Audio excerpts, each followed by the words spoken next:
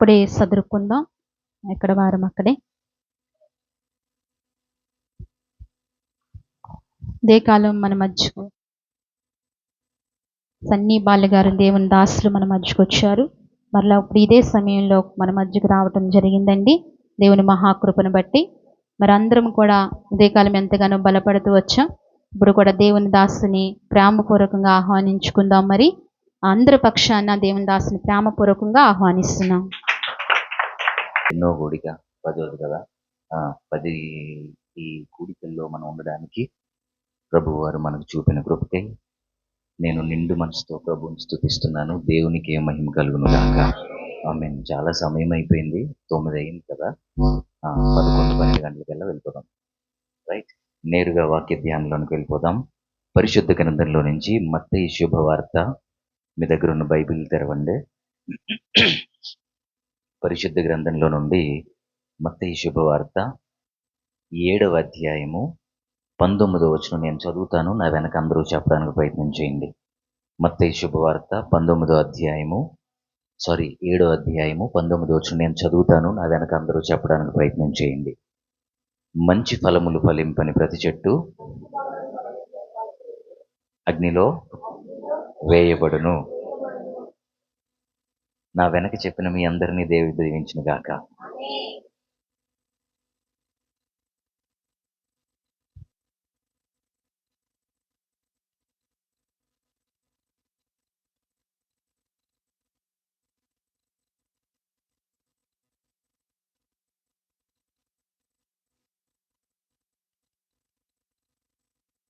ఇంకోసారి చదువుదాం కదా, మరలా చదవండి, నాతో పాటు చెప్పండి. మంచి ఫలములు ఫలింపని ప్రతి చెట్టు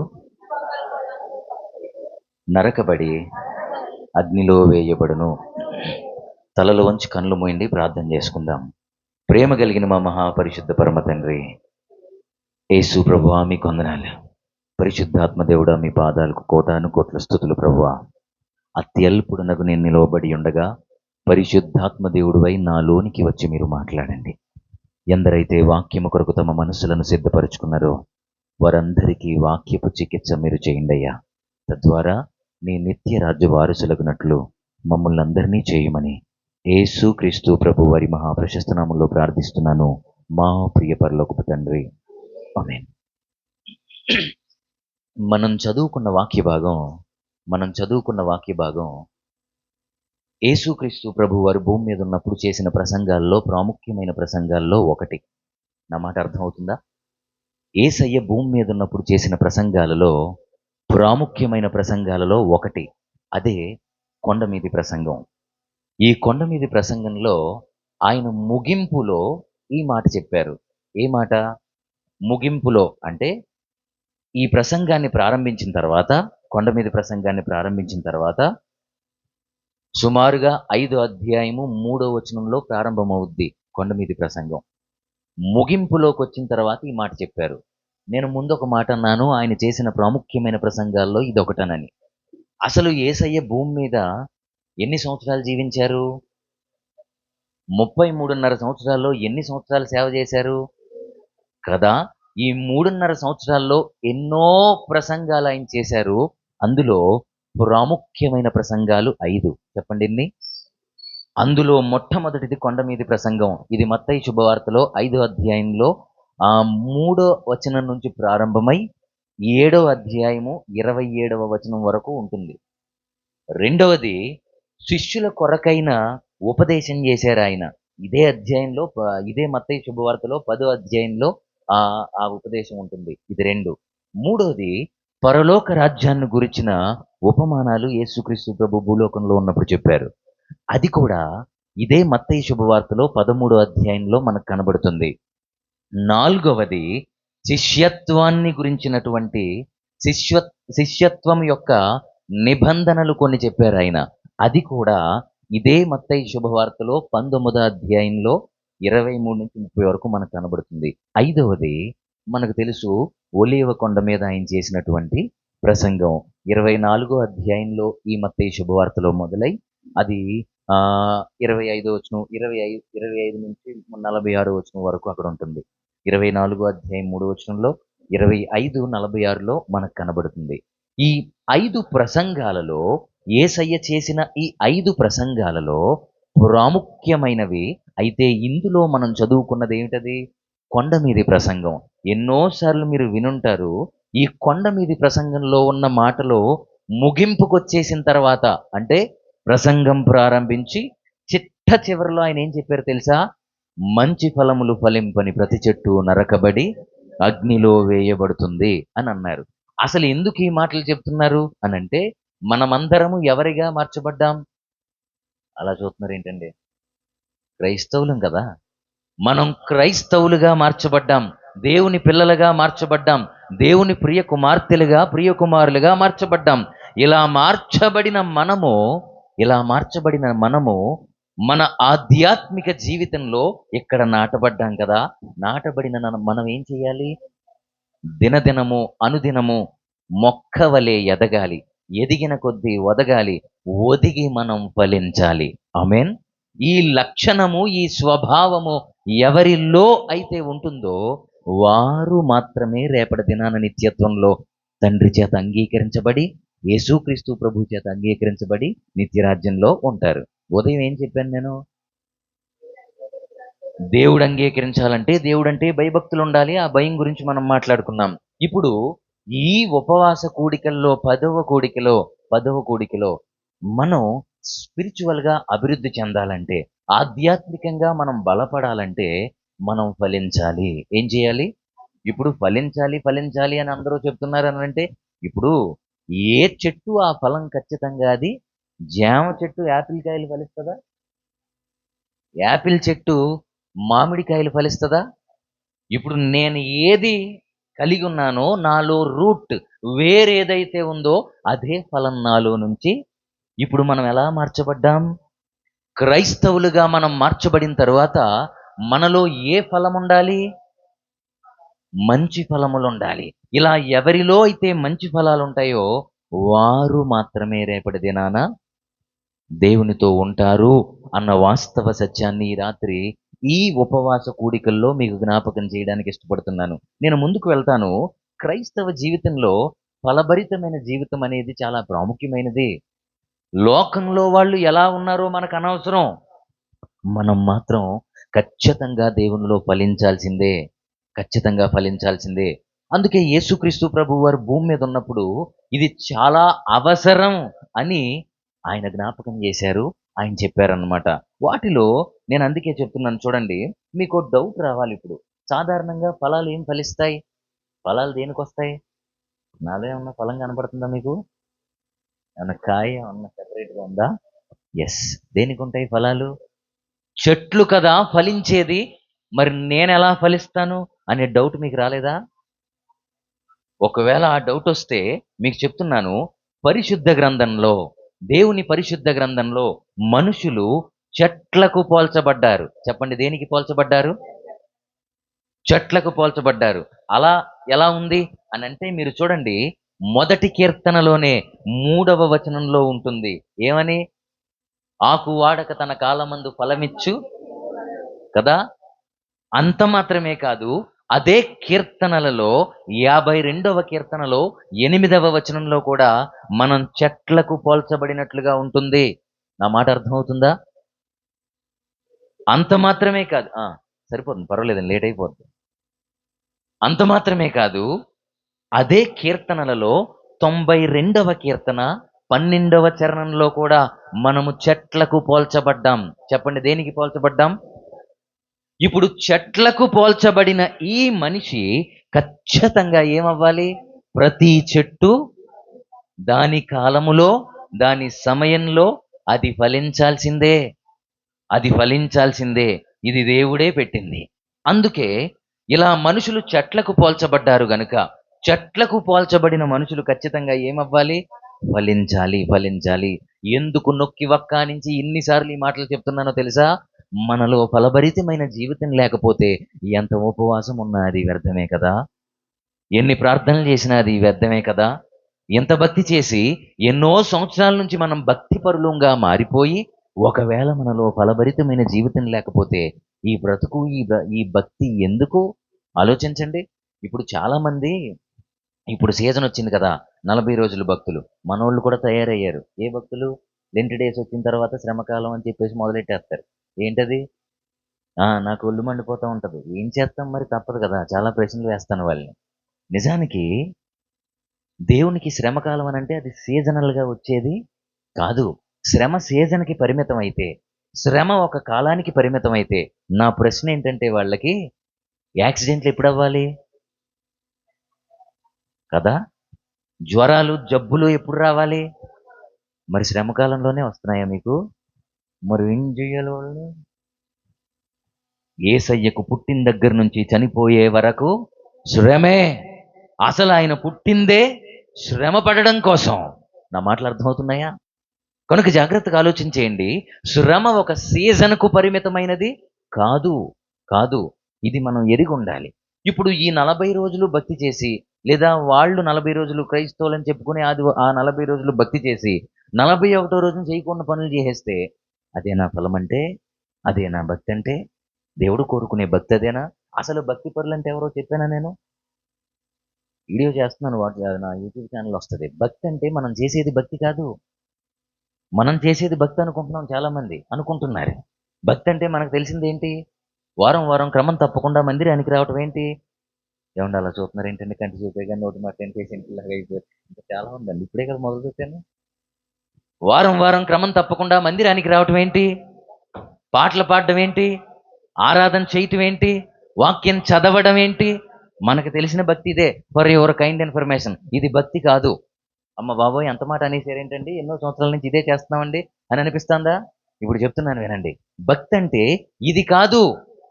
ఇది కేవలము క్రైస్తవ ఆచారము లేదా పద్ధతి మాత్రమే.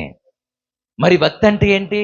మనం ఎవరినైతే పూజిస్తున్నామో, ఎవరినైతే ఆరాధిస్తున్నామో, నా దేవుడు అని ఎవరి గురించి అయితే చెప్పుకుంటున్నామో ఆయనలా మారిపోవడానికి ప్రయత్నం చేయటమే భక్తి.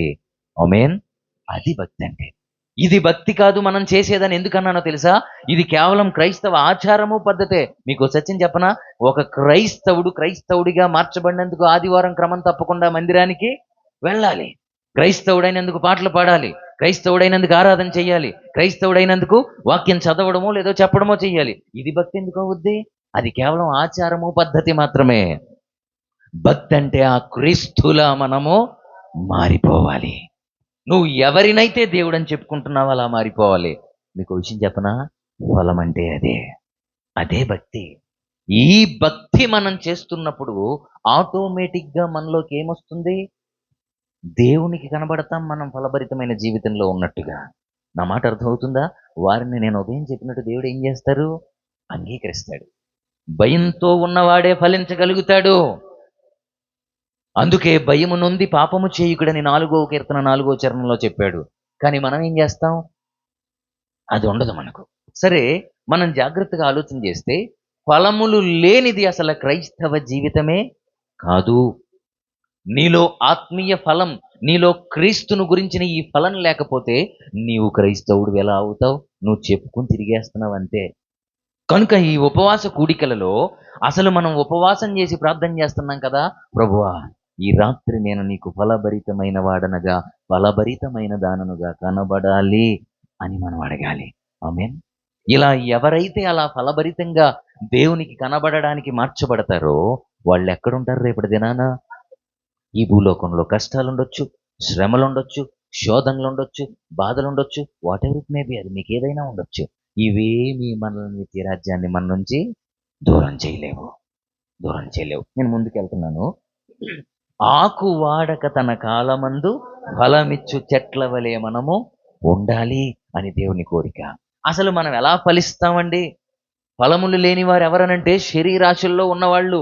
మీకు అర్థం కావడం కోసం చెప్తున్నాను. పరిశుద్ధుడైన పౌలు గారు రోమా అనే సంఘానికి పత్రికను రాస్తూ 7వ అధ్యాయంలో 5వ వచనంలో చెప్తారు. ఏమని? ఏలయనగా మనము శరీర సంబంధులమై ఉన్నప్పుడు మరణార్థమైన ఫలాలను మనము ఫలించాము అని అన్నాడు ఆయన. అంటే 7వ అధ్యాయం 5వ వచనంలో అంటాడు రోమా పత్రికలో ఏమని? మనం శరీర సంబంధులుగా ఉన్నప్పుడు అంటే అర్థం ఏంటి? గతంలో మనం ఎవరము? లోకస్తులము. అప్పుడు మనం క్రీస్తుని పరిపూర్ణముగా అంగీకరించిన వాళ్ళము కాదు. అప్పుడు మనం ఏ ఫలాలు ఫలించామట? శరీర సంబంధమైన ఫలాలు ఫలించామట. అవి కాని ఫలాలు, దేవునికి నచ్చని ఫలాలు. అవి ఫలించాం గనక మనలో అప్పుడు క్రీస్తు ఫలాలు లేవు గనుక మనము లోక సంబంధులమయ్యాం. పాపేచ్ఛలు మనలో ఉన్నాయి. మరణానికి సంబంధించినవన్నీ మనలో ఉండిపోయాయి. ఇలా ఉండిపోయినప్పుడు మనం క్రీస్తులో ఫలించగలుగుతామా? అప్పుడు మనం క్రైస్తవులమని చెప్పుకోగలమా? చెప్పుకోవడానికి అర్హత మనకుంటుందా? ఏమంటే మీకు విషయం చెప్పనా? మీకు అర్థమయ్యేలా చెప్తా. ముఖ్యమంత్రి ఎవరు మనకి? అమ్మా ఫోన్లేండి బాబు, బ్రతికించారు. మీరు ఇక్కడే ఉండండి, ఎక్కడికో వెళ్ళిపోకండి. ఇప్పుడు చంద్రబాబు నాయుడు దగ్గరికి మనం వెళ్ళొద్దు. మన ముఖ్యమంత్రి చంద్రబాబు నాయుడు గారు కదా. చంద్రబాబు నాయుడు గారి పేరు చెప్పి నేను ఫుల్లుగా తాగేసి, ఊహించుకుంటున్నారా? ఫుల్లుగా తాగేసి రోడ్లంటా తిరుగుతూ, ఎవరినో అంటే ఎవరు ఊరుకుంటారండి? అందుకే నన్ను నేను చెప్పుకుంటున్నాను. తాగేసి రోడ్లంటా తిరుగుతూ చంద్రబాబు నాయుడు గారు మా మావయ్య అంటున్నాను అనుకోండి. ఎక్కడ? సెంటర్లో ఎక్కడన్నా చంద్రబాబు నాయుడు మా మావయ్య, నేను ఎవరో తెలుసా? ముఖ్యమంత్రి చంద్రబాబు నాయుడు మేనల్లుండి అని అంటే, ముఖ్యమంత్రి గారు నన్ను పిలిచి మా మేనల్లుడు అండి, తాగేసి రోడ్లంటా తిరుగుతున్నాడు, ఎంత మంచోడో అంటాడా? లాజిక్కే కదా. అనడు. ఎందుకని? ఎందుకని? ఆ తాగుబోతుడు నాకు మేనల్లుడేంటి, తన్ని తాలింపు పెట్టేయండి, అని తీసుకెళ్లి జైల్లో పెట్టేయండి అంటాడు. ఎవరైనా అంతే. నీకు నచ్చని పని ఎవరైనా చేస్తే వాళ్ళని పిలిచి నా ఓడే, నా బుజ్జే, నా గజ్జే అంటారా? ఎందుకనరు? మరి మనం క్రైస్తవులమని చెప్పుకుంటూ, క్రీస్తు బిడ్డలమని చెప్పుకుంటూ కాని ఫలాలు ఫలిస్తూ శరీరేచ్ఛలు మనలో ఉంటే క్రీస్తు మనల్ని అంగీకరిస్తారా? అందుకే ఆయన ఏమన్నాడు తెలుసా? మంచి ఫలములు ఫలింపని ప్రతి చెట్టు, అది అసలు విషయం. కనుక మనం ఫలించాలి. ఆ ఫలం కూడా ఎలా ఉండాలి? అది క్రీస్తులో మనం ఫలించే వాళ్ళముగా. అందుకే ఇక్కడ పౌలు గారు అన్నాడు ఏమని? మనం శరీరేచ్ఛలతో అనగా శరీర సంబంధులుగా ఉన్నప్పుడు, దేవుణ్ణి అంగీకరించినప్పుడు మనం ఏ ఫలాలు ఫలించామట? లోక సంబంధమైన ఫలాలు ఫలించామట. కానీ ఇప్పుడు ఏం చెయ్యాలి? అదే రోమాపత్రిక 7:18 చదువుతారా ఎవరైనా? రోమాపత్రిక 7:18 చదువుతారా? నాయందు అనగా నా శరీరమందు మంచిది ఏదియు నివసింపదని నేనెరుగుదును. మేలైనది చేయవలెనన్న కోరిక నాకు కలుగుచున్నది గాని దాన్ని చేయుట నాకు కలగట్లేదు అని అన్నాడు. కారణం ఏంటి? మేలైనది చెయ్యాలని ఎవరికి ఉండదండి. మీలో ఇక్కడ ఉన్న వాళ్ళందరికీ మంచి చేయాలని ఎంతమందికి ఉంది? లేదా? మంచి చేయాలని అందరికీ ఉంటుంది, చేయి చూపించకపోయినా. మరి మంచి చెయ్యాలన్న ఆలోచన అయితే ఉంటుంది కానీ చెయ్యటం మన వల్ల అవట్లేదంట. ఎందుకు? ఎందుకంటారు? ఎందుకో తెలుసా? మనం ఇంకా శరీర సంబంధమైన ఫలాలు ఫలిస్తున్నాం గనక.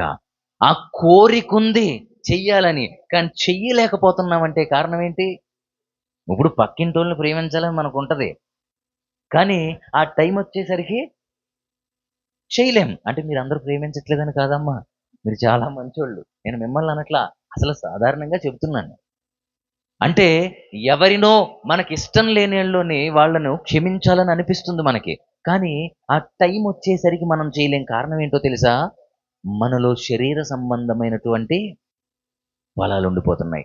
మీకు ఒక విషయం చెప్తున్నాను. సామెతల గ్రంథంలో 16వ అధ్యాయంలో 27వ వచనంలో ఏమంటాడంటే, పనికి మాలినవాడంట కీడును తవ్వి పైకెత్తుతాడని ఉంటది. ఏంటది? పనికి మాలోడు కీడును తవ్వి పైకెత్తుతాడట. అంటే అర్థం ఏంటి? వాడు ఎప్పుడు చూసినా పనికి మాలిన ఆలోచనలు ఉంటాయి గనక, వాడు తప్పు ఏదైతే ఉందో, పాపం ఏదైతే ఉందో, అవిధేయత ఏదైతే ఉందో దాన్నే తీసి పైకి చూపిస్తాడు వాడు. వాడు పనికి మాలిన వాడు అని అన్నాడు జ్ఞాని అయిన సొలొమోను. నా మాట అర్థమవుతుందా? లేదా పనికి మాలినది అనుకోవాలి మనం. ఎందుకని? ఏ సందర్భంలోనైనా ఒక వ్యక్తిని చూపించినప్పుడు లోపమే, పాపమే, తప్పే చూస్తున్నావనంటే నువ్వెవరివి? ఎవరివి? అది. కనుక అలా ఉండకూడదు. అందుకే ఈ రోమాపత్రికలో 7వ అధ్యాయం మీరు ఎన్నిసార్లు చదివారో నాకు తెలియదు కానీ, మీరు ఎన్నిసార్లు రోమాపత్రిక 7వ అధ్యాయం నాకు చదివారో నాకు తెలియదు కానీ, నా యందు, నాకు, ఏమండి, నేను అనే ఈ మాటలు 45 సార్లు ఉంటాయి అక్కడ. ఎన్నిసార్లు? నా యందు, నాకు, నేను అనే మాటలు ఆ ఒక్క అధ్యాయంలోనే 45 సార్లు ఉంటాయి. అంటే అర్థం ఏంటో తెలుసా? నేను ఫలించాలి అనే విషయానికి వచ్చేసరికి నేను శరీరేచ్ఛను జయించాలనే విషయానికి వచ్చేసరికి శరీర సంబంధమైన ఫలాలు నేను ఫలించకూడదు, నేను నాయందు అనే విషయానికి వచ్చేసరికి పౌలు గారు అంత చెప్పారో చూసారా, 45 సార్లు వాడాడు ఆయన. అందుకే నేను అంటున్నాను, ఖచ్చితంగా మనం ఫలభరితమైన జీవితాన్ని కలిగి ఉండాలి. ఈ ఉపవాస కూడికల్లో దాన్ని స్వతంత్రించుకోవాలి. అది క్రీస్తు ఫలమై ఉండాలి. మీకు ఒక విషయం చెప్పనా, మీరు నిశ్చయంగా ఆశీర్వదింపబడతారు. మీకు అది వచ్చేద్ది, ఇది వచ్చేద్దని నేను చెప్పి వెళ్ళిపోయాను అనుకోండి, దానివల్ల మీకు ఏం ఉపయోగం ఉండదు. నేను చెప్పొచ్చు ఒకవేళ దేవుని పన్నుడుగా నా మాటను విని నా కొరకైనా ఆయన చేయొచ్చు, నా మీద ప్రేమతో అయినా ఒకవేళ, కానీ అది మిమ్మల్ని నిత్యత్వానికి చేర్చదే. ఏమంటే మీకు క్వశ్చన్ చెప్పనా, ₹1,00,00,000 డబ్బులు కావాలా, దేవుడు కావాలా అంటే మీరు ఏది కోరుకుంటారు? మీకున్న కష్టాలన్నీ తీరిపోవాలా, దేవుడు కావాలంటే ఏం కోరుకుంటారు? భలే చెప్తున్నా, కష్టాలు తీరిపోవాలా, దేవుడు వద్దా? దేవుడుంటే అన్నీ ఉంటాయండి. నేను ఇది సందర్భం వచ్చింది కనుక చెప్తున్నాను. నాకు మా ఇంటికెళ్ళి మా అన్నయ్య వాళ్ళకి పాప ఉంది, తనతో ఉండాలని ఉంటుంది. ఉదయం కూడా నేను ఆ విషయం చెప్పాను. నాకు చాలా ఇష్టం చిన్నపిల్లలంటే. అందులోకి మా అన్నయ్య కూతురు కదా, నాకు ఎలాగో పెళ్ళి అవ్వలేదు, ఒకసారి కూడా అవ్వలేదులేండి. అయితే నాకు ఎలాగో లేరు కదా, తనతో సరదాగా ఉండాలని అనుకుంటాను. వెళ్ళి అక్కడ ఉండాలనుకుంటాను, తను బాగుండాలి, తనకి ఏ దెబ్బ తగలకూడదు, ఏ కష్టం రాకూడదని కోరుకుంటాను. ఇప్పుడు నేను వెళ్ళి అక్కడ ఉన్నాననుకోండి, నా ప్రేమ అంతా చూపిస్తాను. నా ప్రేమ ఎంత చూపించగలను? నేను ఏదో టైంలో ఒకవేళ బయటికి వెళ్తే ఏ చిన్న దెబ్బ తగలొచ్చు, పడిపోవచ్చు, ఏదైనా జరగచ్చు. అందుకు నేనేం చేస్తాను తెలుసా? ప్రభువా, నేను వెళ్ళి అక్కడ ఉండలేను. నేను ఒకవేళ వెళ్తే నా ప్రేమ ఎంత ప్రభువా? అదే నువ్వుంటే నువ్వుండు తనతో, నువ్వు కాయి, నీ చేతి నీడలో తన్నుంచు, నువ్వు ప్రొటెక్ట్ చెయ్యి అని ప్రార్థన చేస్తాను. ఇప్పుడు నా ప్రేమ గొప్పదా, నా తండ్రి ప్రేమ, నా యేసయ్య ప్రేమ గొప్పదా? అది. సో దేవుడే మనకుంటే ఏం కష్టాలు ఉంటాయండి మనకి, ఏం బాధలు ఉంటాయి? అసలు ఒక్క విషయం చెప్పనా, ఇలా మీరు ఏ వ్యక్తిని తాకినా ఆపకుండా ఎన్నో విషయాలు చెప్తారు. నాకు ఈ ప్రాబ్లం ఉందండి, ఈ సమస్య ఉందండి, ఈ అప్పుల బాధ ఉందండి, ఈ సమస్య ఉందండి, వాళ్ళు అడుగుతున్నారు, వీళ్ళు అడుగుతున్నారు, ఇదండి అదండి అని ఎవరిని తాకినా చెప్తారో. అందరికీ ఉంటాయి. ఇవి లేనోళ్ళు ఎవరు ఉండరండి, అందరికీ ఉంటాయి. కానీ ఇవి ఉన్నప్పుడే మనం ఏం ఫలాలు ఫలించాలట? క్రీస్తులో మనం ఫలభరితంగా ఎదగాలట. అదే క్రైస్తవ జీవితంలో నిజమైన భక్తి అని అంటే. మన మాటలు అర్థమవుతున్నాయా? శ్రద్ధ కలిగి ఆలకించండి. కనుక పౌలు చాలా స్పష్టంగా ఈ మాటను చెప్తున్నాడు. మీకు ఇంకో సత్యం చెప్పనా? కొరింతు అనే సంఘానికి మొదటిసారి అని పత్రికను రాస్తూ 9వ అధ్యాయం 11వ వచనంలో ఏమన్నాడు తెలుసా? ఆత్మ సంబంధమైనవి మీలో విత్తి ఉండగా మీరు శరీర సంబంధమైన ఫలాలు మీ నుంచి మేము కోసుకోవటం మాకది గొప్ప కార్యమా అని అన్నాడు ఆయన. అంటే మీ దైవజనులు, మీ దైవజనురాలు మీకేం విత్తుతున్నారు ఇక్కడ? ఆత్మ సంబంధమైన విత్తనాలు విత్తుతున్నారు. ఇదిగో ఇలా ఎప్పుడో ఒకసారి నాలాంటి వారు ఎవరో ఒకరొచ్చి మీకు ఏం విత్తుతున్నారు? ఆత్మ సంబంధమైనవి విత్తుతున్నారు. ఆ విత్తనాలు అవి మీలో విత్తినప్పుడు మీరు ఎలాంటి ఫలాలు ఫలించాలి? ఫలించడానికి వచ్చినప్పుడు ఆత్మ ఫలాలే ఫలించాలి. ఫలభరితమైన జీవితం అంటే ఏది మీలో విత్తబడిందో, ఏది మీలో నాటబడిందో దానినే కదా మీరు ఫలించాలి. మరి మీలో శరీర సంబంధమైన ఫలాలు వస్తే శారద గారికి ఇష్టమా, మీనా గారికి ఇష్టమా? రేపొద్దున వీళ్ళిద్దరూ దేవుడి దగ్గరికి వచ్చి చెప్పుకోవాల్సి వచ్చినప్పుడు, ప్రభువా, ఎంతమందిని నీ సన్నిధికి తీసుకురావడానికి ప్రయత్నం చేశామే, ఇందులో ఎంతమంది ఇలా ఉండిపోయారే అని లెక్క చెప్పాల్సి వచ్చినప్పుడు ఎంత బాధపడతారంటారు? వారికి ఏం పని పాట ఏం లేక కాదు కదా ఇంత ప్రయాసపడేది. డబ్బులు ఎక్కువైపోయినాయా, లేక ఏవో మరొకట వాళ్లకు కేవలం ఒకటే, ఈ గుంపంతా రేపటి దినాన నిత్యత్వంలో ఉండాలనని. ఆమేన్. దేవుడది చూచునుగాక. ఇలా మనం అక్కడ ఉండాలి అనంటే మనం ఏ ఫలాలు ఫలించాలి? ఆత్మఫలాలు. ఆత్మఫలాలనంటే ఇంకా చెప్తాను నేను ముందుకెళ్ళిన తర్వాత. క్రీస్తులో ఫలించాలి. అదే అంటాడు పౌలు గారు. ఆత్మీయమైన ఫలాలు మీలో విత్తి ఉండగా మీరు శరీర సంబంధమైన ఫలాలు ఫలిస్తే శాపమే మిగులుతుంది తప్ప మీకు దీవెన ఎట్లా వస్తుంది? ఆలోచన చేశారు ఎప్పుడన్నా? ఎవరికైనా ఆశీర్వాదమే కావాలి, మేల్లే కావాలి, నెత్తిన చెయ్యేసి దీవించింది అంటారు. అదేంటో మరి వింత కదా. నిజం చెప్పనా, ఈ దీవెన ఎప్పుడు మనలో స్థిరపరచబడుతుంది? ఎప్పుడు స్థిరపరచబడుతుంది? క్రీస్తులో ఫలించే మనసు మనలో ఉన్నప్పుడు మాత్రమే. కేవలం నాకు స్వస్థత వస్తే చాలు, ఆ, తీరిపోతే చాలు, అప్పులు తీరిపోతే చాలు, పెళ్ళైపోతే చాలు, ఏదో జరిగిపోతే చాలు అని అనుకుంటే ఇది జరగదు సుమా. అది కేవలం నిస్వార్థమైనది, అది అల్పమైనది, స్వల్పమైనది ఆ కోరిక. నేను మరలా చెప్తున్నా, ఈ భూలోకంలో మనం ఎంత ఎంజాయ్ చేసినా వీటన్నిటిని మనం విడిచిపెట్టి ఒక రోజున ఆయన దగ్గరకు వెళ్ళాల్సిందే. ఇది నగ్న సత్యం. ఇది కాదని చెప్పగలరు ఎవరన్నా? మచిలీపట్నంలో నేను ఉద్యోగం చేసినప్పుడు ఒక రోజున మా ట్రైనింగ్లో, అంటే నేను ఒక ఆర్గనైజేషన్లో నేను చేశాను, ఉద్యోగం చేశాను. ఓ 2.5 సంవత్సరాలు చేశాను సిఆర్పిగా. అయితే అక్కడ ఒకరోజు ట్రైనింగ్ పీరియడ్లో ఒక మోటివేషనల్ స్పీకర్ మాతో మాట్లాడుతూ, ఆ ట్రైనింగ్ సంబంధించి మా జాబ్ పర్పస్లో మాట్లాడుతూ ఒక మాట అన్నాడు ఆయన. ఆర్కే అని ఒక ఆయన ఉంటాడు మచిలీపట్నంలో. మీకు మచిలీపట్నం అంటే తెలుసా? బందర్ తెలుసు కదా? ఎవరన్నా బంధువులు ఉన్నారు కదా అండి? ఆ, ఆర్కే ప్యారడైజ్ అని, ఆర్కే రెస్టారెంట్ అని, ఆర్కే ఇంజనీరింగ్ కాలేజ్ అని, ఆర్కే అనే పేరు మీద చాలా కనపడతాయి అక్కడ మచిలీపట్నంలో. ఈవెన్ మెస్ కూడా ఉంటుంది ఆర్కే అని. నేను అందులో తిన్నాను, ఆర్కే ప్యారడైజ్లో కూడా తిన్నాను. నాకు తెలుసు కనుక చెప్తున్నాను. అక్కడే ఉన్నాను కదా, 2.5 సంవత్సరాలు చేశాను కదా. అయితే ఈ ఆర్కే గారు కోటీశ్వరుడంట, కోట్లకు పడగలెత్తిన వాడంట. ఆంటీకి తెలుసు అంటున్నారు. కోట్లకు పడగలెత్తిన వాడంట. ఇన్ని కోట్లు ఉన్నాయి కదా ఆయనకి, అంత సంపాదించేశాడు కదా. సరే, భోజనం దగ్గరికి వచ్చేసరికి భోంచేద్దాం అని అలా కూర్చుంటే ఆ రైస్ ఎలా కనపడుతుందంట తెలుసా ఆయనకి? తెల్ల పురుగులు ఉంటాయి చూసారా? తెల్ల పురుగులు అప్పుడప్పుడు బియ్యంలో కనపడతాయి. వంకాయలు కట్ చేస్తుంటే వస్తాయి, క్యాబేజీ కట్ చేస్తుంటే వస్తాయి. ఈ మధ్య తెలీదా మీకు?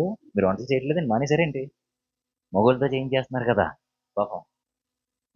నిజమే కదా? పురుగులు ఉంటాయి కదా, అలాంటి తెల్ల పురుగుల్లా కనపడతాయంట. అన్ని పురుగులు మీ ముందు పెడితే ఇలా తీసుకుని ముద్దు పెట్టుకుంటారా? తినాలని అనుకుంటాడు. కోటీశ్వరుడు, డబ్బుంది, పేరుంది, విస్తారమైన ఆ, ఆయన అనుభవించాల్సిందన్నీ ఉన్నాయి. కానీ ఒక్క ముద్ద నోట్లో పెట్టుకునే భాగ్యం ఆయనకి లేదు. కారణం ఏంటంటారు? కారణం ఏంటంటారు? డబ్బు మన జీవితంలో మనకు ఆనందాన్ని ఇస్తదా? కానీ కోరుకునేటప్పుడు మనకి ఇదిచ్చి, అదిచ్చి, అదిచ్చి, ఏసి వేసి ప్రభువా అని అంటే దానివల్ల మనకు నష్టమే తప్ప, విస్తారమైన ధనం ఉండటం వలన విస్తారమైన శ్రమలు, కష్టాలు తప్ప మనకు ఉండేవి ఏముండవు. ఎంత డబ్బు ఉంటుందో అంత నిద్ర పట్టదు వాడికి. ఎందుకని? ఏ టైంలో ఏం జరుగుద్దో అదే. లేని వాళ్ళు, ఏదీ లేనివాడు అదే రోజున కష్టపడి, డైలీ వేజ్ ఏమర్స్ అంటారు, ఆ పూట మాత్రమే కూలి పని చేసుకుని కష్టపడి వచ్చి తింటారు. ఓ ముద్ద తిని 6:30, 7 గంటల్లో పడుకుంటారు. మనం 1 గంట 2, 3 అయినా సరే ఇలా చూస్తూ ఉంటాం. మనకి నిద్ర పట్టదు. పైగా ఏం చెప్తారు ఎవరన్నా కనపడితే నాలాంటి వాళ్ళకి? అయ్యా నిద్ర పట్టట్లేదండి, ఏమన్నా ఇస్తారా అంటారు. నిద్ర ఎందుకు పట్టదు మనకు? డబ్బున్న వాళ్ళకి కూడా నిద్ర పట్టదు. అంటే నిద్ర పట్టిన వాళ్ళందరికీ డబ్బు ఉంటుందని కాదు. నా మాటలు అర్థమవుతున్నాయా? సో నేనేమంటానంటే, ఈ ధనం ఏదైతే ఉందో, డబ్బులు ఏదైతే ఉన్నావో, ఇవి మనకు శాశ్వతమైనవి కాదు. వీటి వలనే ఆనందమో సంతోషం అని అనుకుంటే అది మన దౌర్భాగ్యమే తప్ప మరొకటి కాదు. డబ్బు మనకు ఆనందాన్ని ఇవ్వదు, పేరు ప్రఖ్యాతులు మనకు ఆనందాన్ని ఇవ్వవు, పదవులు మనకు ఆనందాన్ని ఇవ్వవు. ఏదో ఒక రోజున మనం వాటిని విడిచిపెట్టి వెళ్ళిపోతాం. ఈ వెళ్ళిపోయేటప్పుడే ఏముండాలి మనలో? ఫలభరితంగా మనం ఫలించే వాళ్ళంగా వెళ్ళాలి. ఏంటి భక్తి అంటే? ఏంటి భక్తి? ఇలా వచ్చి 7 రోజులు 8 రోజులు అలా ప్రార్థన చేసి వెళ్ళిపోతే భక్తేనా? నా మాటలు మీలో కొంతమందికి గాయాన్ని కలిగించిన రేపటి దినాన నిత్యత్వంలో మనల్ని ఉంచుతాయి. ఆమేన్. నా మాటలు చాలా మందికి గాయాన్ని కలిగిస్తాయి. ఎందుకంటే నేను ఏదో చెప్పేసి అది ఇచ్చేస్తారు, ఇది ఇచ్చేస్తారని చెప్పను ఎప్పుడు. మీకు ఇంకో విషయం, ప్రతిరోజు వాగ్దానం అని పంపిస్తారు కదా. వాగ్దానం నేనెవరు ఇవ్వటానికి? నేను పంపిస్తాను ఒక ఫ్లైయర్. కానీ నేను పంపించేది దేవుని మాట వాట్సాప్లో. దేవుని మాట వేరు, వాగ్దానం వేరు. ఒకవేళ వాగ్దానం అని నేను ఇచ్చాను అనుకోండి, ఈ రోజున ఆ, నిశ్చయముగా దేవుడు నిన్ను ఆశీర్వదిస్తాడని ఒక మాట నేను పంపించానే అనుకోండి. మీకు ఎందుకు చెప్తున్నానంటే ఈ విషయాలు మీకు తెలియాలి. ఈ జ్ఞానం అందక ఈ రోజున మా పాస్టర్ గారు మా కోసం ప్రార్థన చేయరు, మా పాస్టర్ అమ్మ గారు ప్రార్థన చేయరు, వీళ్ళ దగ్గరికి వెళ్తే ఏమీ అవ్వట్లేదు, మాకు ఏమీ జరగట్లేదు. ఎవరు చెప్పాడు అలా అవ్వదనని? అవ్వట్లేదంటే నువ్వు దేవుడికి ఇంకా దగ్గరగా ఉన్నావని అర్థం. నీలో ఇంకా రిఫైన్డ్ గోల్డ్ అంటారు, అంటే మన శోధనలు వచ్చిన, కష్టాలు వచ్చిన తర్వాత సువర్ణంగా మార్చడానికి ఇష్టపడతారు. ఎప్పుడూ నవ్వుతూ ఉంటారు. శారద గారు అంటే నాకు చాలా ఇష్టం. ఆయనకి కష్టాలు లేవనా? ఆయన ఎవరు మోసం చేయట్లేదనా? ఈయన్నే సులువుగా మోసం చేసేస్తారు అందరూ. అదేంటో మరి. నేను ఎన్నో సార్లు చెప్తాను. ఎందుకండి అనంటే, "ఏమో బ్రదరు నాకు చెయ్యాలనిపిచ్చేస్తది. ఇవ్వాలనిపిస్తది. అడగగానే నో అనలేను. వాళ్ళకివ్వాలనిపిస్తది" అంటారు. ప్రేమగా ఇచ్చేటప్పుడు భలే తీసుకుంటారు. కానీ తిరిగిచ్చేటప్పుడు మీలాంటి ఆయన కాదా ఆయన? మీలాంటి మనిషి కాదా? మీలాంటి కష్టాలు ఆయనకుండవా? మీలాంటి పిల్లలు ఫ్యామిలీ ఆయనకి లేదా? మరి ఇదెందుకు ఆలోచించరు? ఎందుకు ఆలోచించరో తెలుసా? వాళ్ళు కేవలం ఆ అవసరం మాత్రం తీరిపోయాలి. ఎదుటి వ్యక్తి ఏమైపోయిన వాళ్ళకు అటువంటి పనికి మాలిన లక్షణాలు ఒకవేళ మనలో ఉంటే అదే కాని ఫలం. వారెప్పటికీ దేవుని రాజ్యంలో వారసులుగా ఎన్ని దెబ్బలు తగిలినా ఇంకో దెబ్బ తినడానికైనా చూస్తారు తప్ప ఈయన గారు అక్కడతో సరి చేసుకోవాలని అనుకోరు. అదేంటో వింత. మరి ఆయనకి ఎందుకు అలాంటి మనసిచ్చాడో దేవుడు.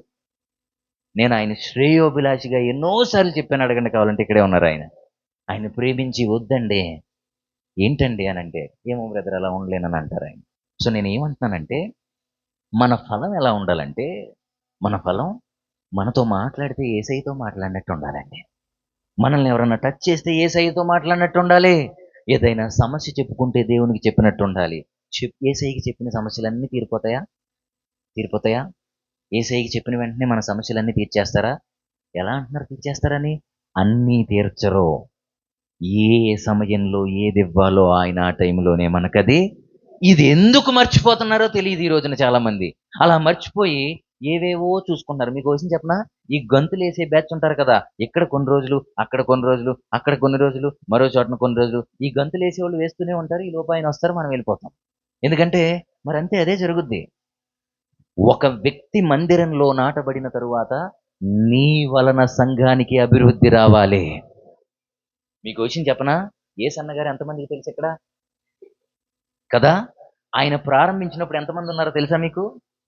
చాలా తక్కువ మందున్నారంట. ఎన్నో నిందలొచ్చాయి ఆయన మీదకి. ఒకరోజు మందిరం ఇదైపోయి సడెన్‌గా కాలిపోయిందంట. సడెన్‌గా మందిరం కాలిపోయింది. కాలిపోయేసరికి అందరూ వచ్చి పాపం అయ్యయ్యో! ఎందుకిలా జరిగిందండి? ఎందుకిలా జరిగిందని అని చెప్తుంటే, ఒకాయనొచ్చి అన్నాడంట, "యేసన్న గారు కాలిపోయిందంట కదా!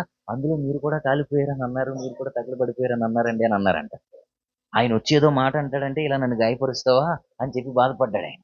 అయితే కొద్ది రోజుల్లోనే ఎంత కష్టమైతే వచ్చిందో, అతి కొద్ది రోజుల్లోనే ఆ ఉన్న మందిరం చిన్నదే. కానీ ఇప్పుడు గుంటూరు గోరంట్లలో పెద్ద మందిరం. గంటెల ప్రకాష్ గారు తీసుకెళ్లారు నన్నక్కడ చూపించడానికి. నేను వెళ్ళాను. లోపలికి వెళ్ళలేదు గానీ బయట నుంచి చూసాను. ఎంత విశాలమైన మందిరాన్ని ఇచ్చాడు. మీకు ఇంకో సత్యం చెప్పనా? ప్రపంచంలో ఎన్నో చోట్ల ఆయన యొక్క బీజము, ఆయన యొక్క సంఘాలు స్థాపించబడి నేటికి హోసన్న మందిరం అని ఎక్కడ పడితే అక్కడ మన భీమవరంలో కూడా కారణం ఏంటి? కారణం ఏంటి? కష్టం వచ్చింది, బాధొచ్చింది, శ్రమొచ్చింది. ఆయన కృంగిపోలా. ఒక్కో నింద నాకు 100తో సమానం అనుకున్నాడాయన. ఏమయ్యాడు? అభివృద్ధి చెందాడు. ఆ తక్కువ టైంలో, ఆ ప్రారంభంలో ఆయనతో కొంతమందున్నారంట. ఆ ఉన్న వాళ్ళతో ఆయన ప్రారంభించాడు. దినదినము, అనుదినము అభివృద్ధి చెంది, నేడు విశ్వవ్యాప్తంగా ప్రపంచంలో ఎన్నో స్థలాల్లో ఆయన పరిచర్య జరుగుతుంది. నేనేమంటానంటే, ఇప్పుడు చిన్న మందే. రేపటి దినాన ఈ మందని దేవుడు విస్తరింప చేయబోతున్నారు. అప్పుడు ప్రారంభం నుంచి ఎవరైతే ఇక్కడుంటారో వాళ్ళు ధన్యులు. నువ్విలాగ అడుగెట్టి వెళ్ళిపోయి, అక్కడికొచ్చి వెళ్ళిపోయి, మళ్ళీ ఇక్కడ గురించి ఎక్కడో వేరే మాటలు చెప్పేస్తే అదేంటది? ఒకవేళ మీకో సత్యం చెప్పనా? ఇక్కడ లోపం ఉందనుకోండి, నేనైతే ఏమనుకుంటాను తెలుసా? నేనక్కడికి వెళ్ళడం వల్ల అది సరైపోవాలని అనుకుంటాను. అలా ఎవరన్నా అనుకుంటున్నారా? అదే నిజమైన క్రైస్తవ భక్తి జీవితం అనంటే. ఈ స్థలంలో నేనొక ఇంట్లోకి వెళ్ళినప్పుడు, అక్కడొక సైతాను శక్తులకి సంబంధించింది నాకు కనబడింది ఒకరోజు. నాతో చాలామంది దైవజనులున్నారు ఆ రోజున. మేమక్కడ మాట్లాడుకుంటున్నాం. ఒక గెస్ట్ హౌస్ ఇక్కడే రాజులు ఒక ఆయన ఇచ్చారనమాట. పెద్ద వెంకటేశ్వర స్వామి బొమ్ముంది. ఇందులో సైతాన్ ఉన్నట్టు మేము మాట్లాడుకుంటుంటే ఒక సౌండ్ ద్వారా నేను విని అది గ్రహించా ఆ రోజు.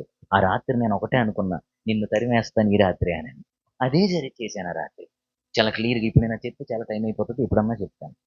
సో, మనం అడుగు పెడితే అక్కడున్న సైతాను శక్తులు గాని, అక్కడున్న లేదా మనం లేనిది ఏదైతే మనం అనుకుంటామో అవి వెళ్ళిపోయి మనం కోరుకున్నవి అక్కడికి రావాలి.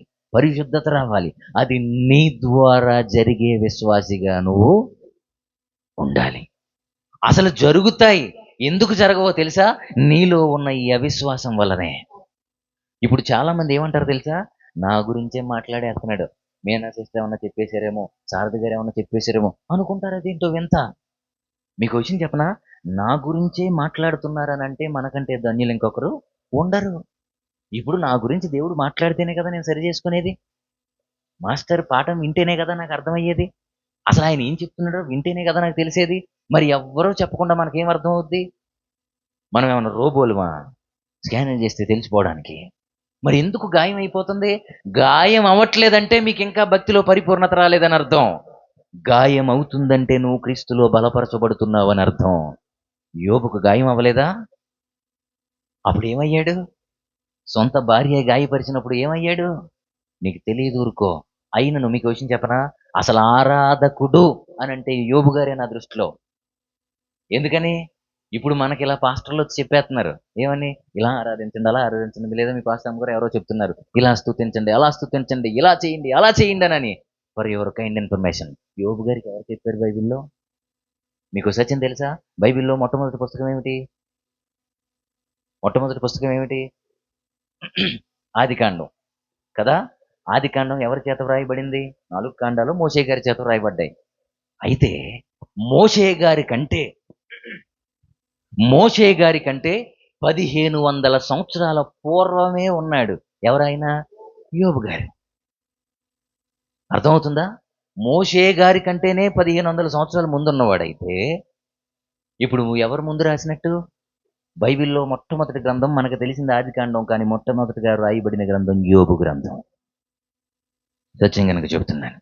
ఆ యోబు గ్రంథంలో యోబు గారికి ఇలా ప్రార్థన చెయ్యి, ఇలా ఆరాధన చెయ్యి, ఇది చెయ్యి, అది చెయ్యి అని చెప్పిన పాస్టర్లు ఎవరో లేరు. కానీ మనకున్నారు. యోబు గారికి ఎవ్వరూ చెప్పకపోయినా మొదటి అధ్యాయంలో ఏమన్నాడు తెలుసా? యెహోవా ఇచ్చెను, యెహోవా తీసుకొనెను, యెహోవా నామమునకే స్తుతి కలుగునుగాక అని అన్నాడు. ఎవరు చెప్తే చేశాడది? ఎవరు చెప్పకుండానే చేశాడు. అందుకు నేనేమంటాను తెలుసా? యోబును మించిన ఆరాధకుడు ఈ భూమి మీద ఎవరు ఉండరేమో. అలాంటి స్తుతి చేసిన వాడు ఇంకెవరు ఉండరేమోనని. శ్రమ వచ్చినప్పుడు, కష్టం వచ్చినప్పుడు, బాధ వచ్చినప్పుడు ఏం కాదమ్మా, ఓర్చుకో అమ్మా అని చెప్పినా సరే ఏడుస్తున్నావంటే నిన్నేమనాలి? చెప్పినా సరే బాధపడుతున్నావంటే నిన్నేమనాలి? యోబును చూసి నేర్చుకోమని మాత్రమే చెప్పాలి. అంతకుమించి ఇంకేం చేయగలం? అది. నేను అందుకే అంటున్నాను, మనములో ఎప్పుడైతే క్రైస్తవ జీవితంలో నాటబడిన తరువాత ఫలం ఉంటదో, అనగా క్రీస్తు ఫలాన్ని ఫలించడానికి మనం ఇష్టపడతామో, అప్పుడు ఆటోమేటిక్‌గా ఏ ప్రతికూలమైన పరిస్థితినైనా ఎదిరించగలిగిన శక్తిని మనకెవరిస్తారట? ఇస్తారట. అందుకే ఆయనే చెప్పేశారు ఈ మాట కొండ మీది ప్రసంగంలో. ఏమని? ఏమని?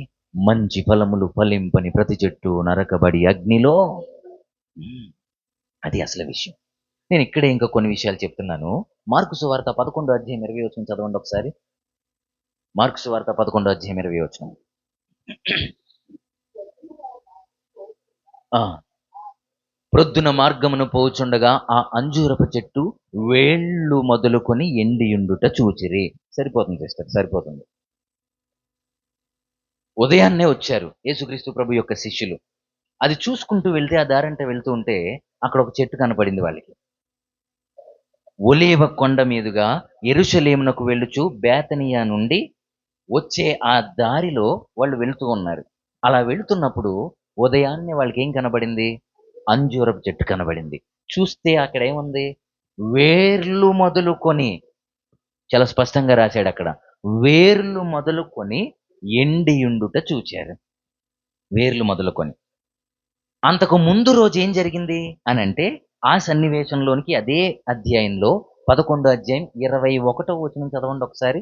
బోధకుడా, ఇదిగో నీవు శపించిన అంజూరపు చెట్టు ఎండిపోయెనని ఆయనతో చెప్పారు. అంటే ముందు రోజు ఏం చేశాడు యేసయ్య? ఆ చెట్టును శపించారు. Next day అదేమైంది? ఎండిపోయింది. వేర్లతో సహా ఎండిపోయింది. 20వ వచనం ప్రకారం ముందు రోజు ఆ! ఏం చేశారు? శపించినట్టుగా మనం చూస్తాం. 21లో ఏమో నువ్వు శపించిన చెట్టు ఎండిపోయిందని చెప్తారు. 20 వచనంలో అది ఎండిపోయినట్టు చూస్తాం. ఇక్కడ నేనేమంటానంటే, యేసయ్య అసలు ఆ చెట్టును శపించడానికి కారణం ఏంటి? కారణం ఏంటి? ఎప్పుడన్నా ఆలోచన చేశారా?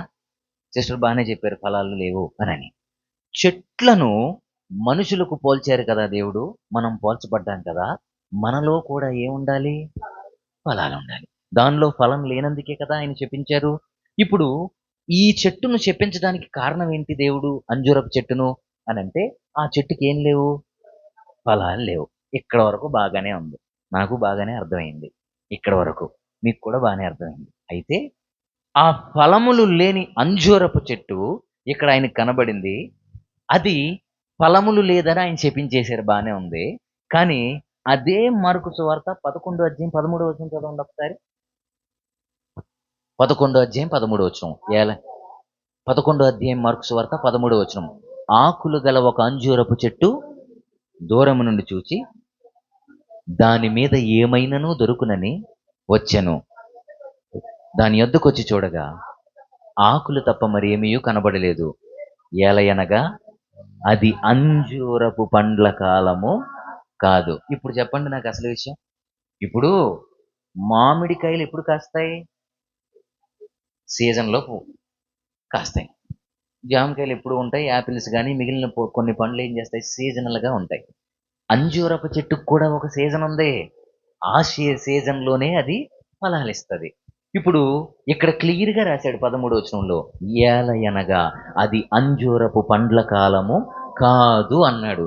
పండ్ల కాలం కానప్పుడు చెప్పించడంలో ఏమైనా అర్థం ఉందా? నేను ఫలించలేనని తెలిసినప్పుడు దేవుడు నన్ను చెప్పించారంటే అర్థం ఏంటి?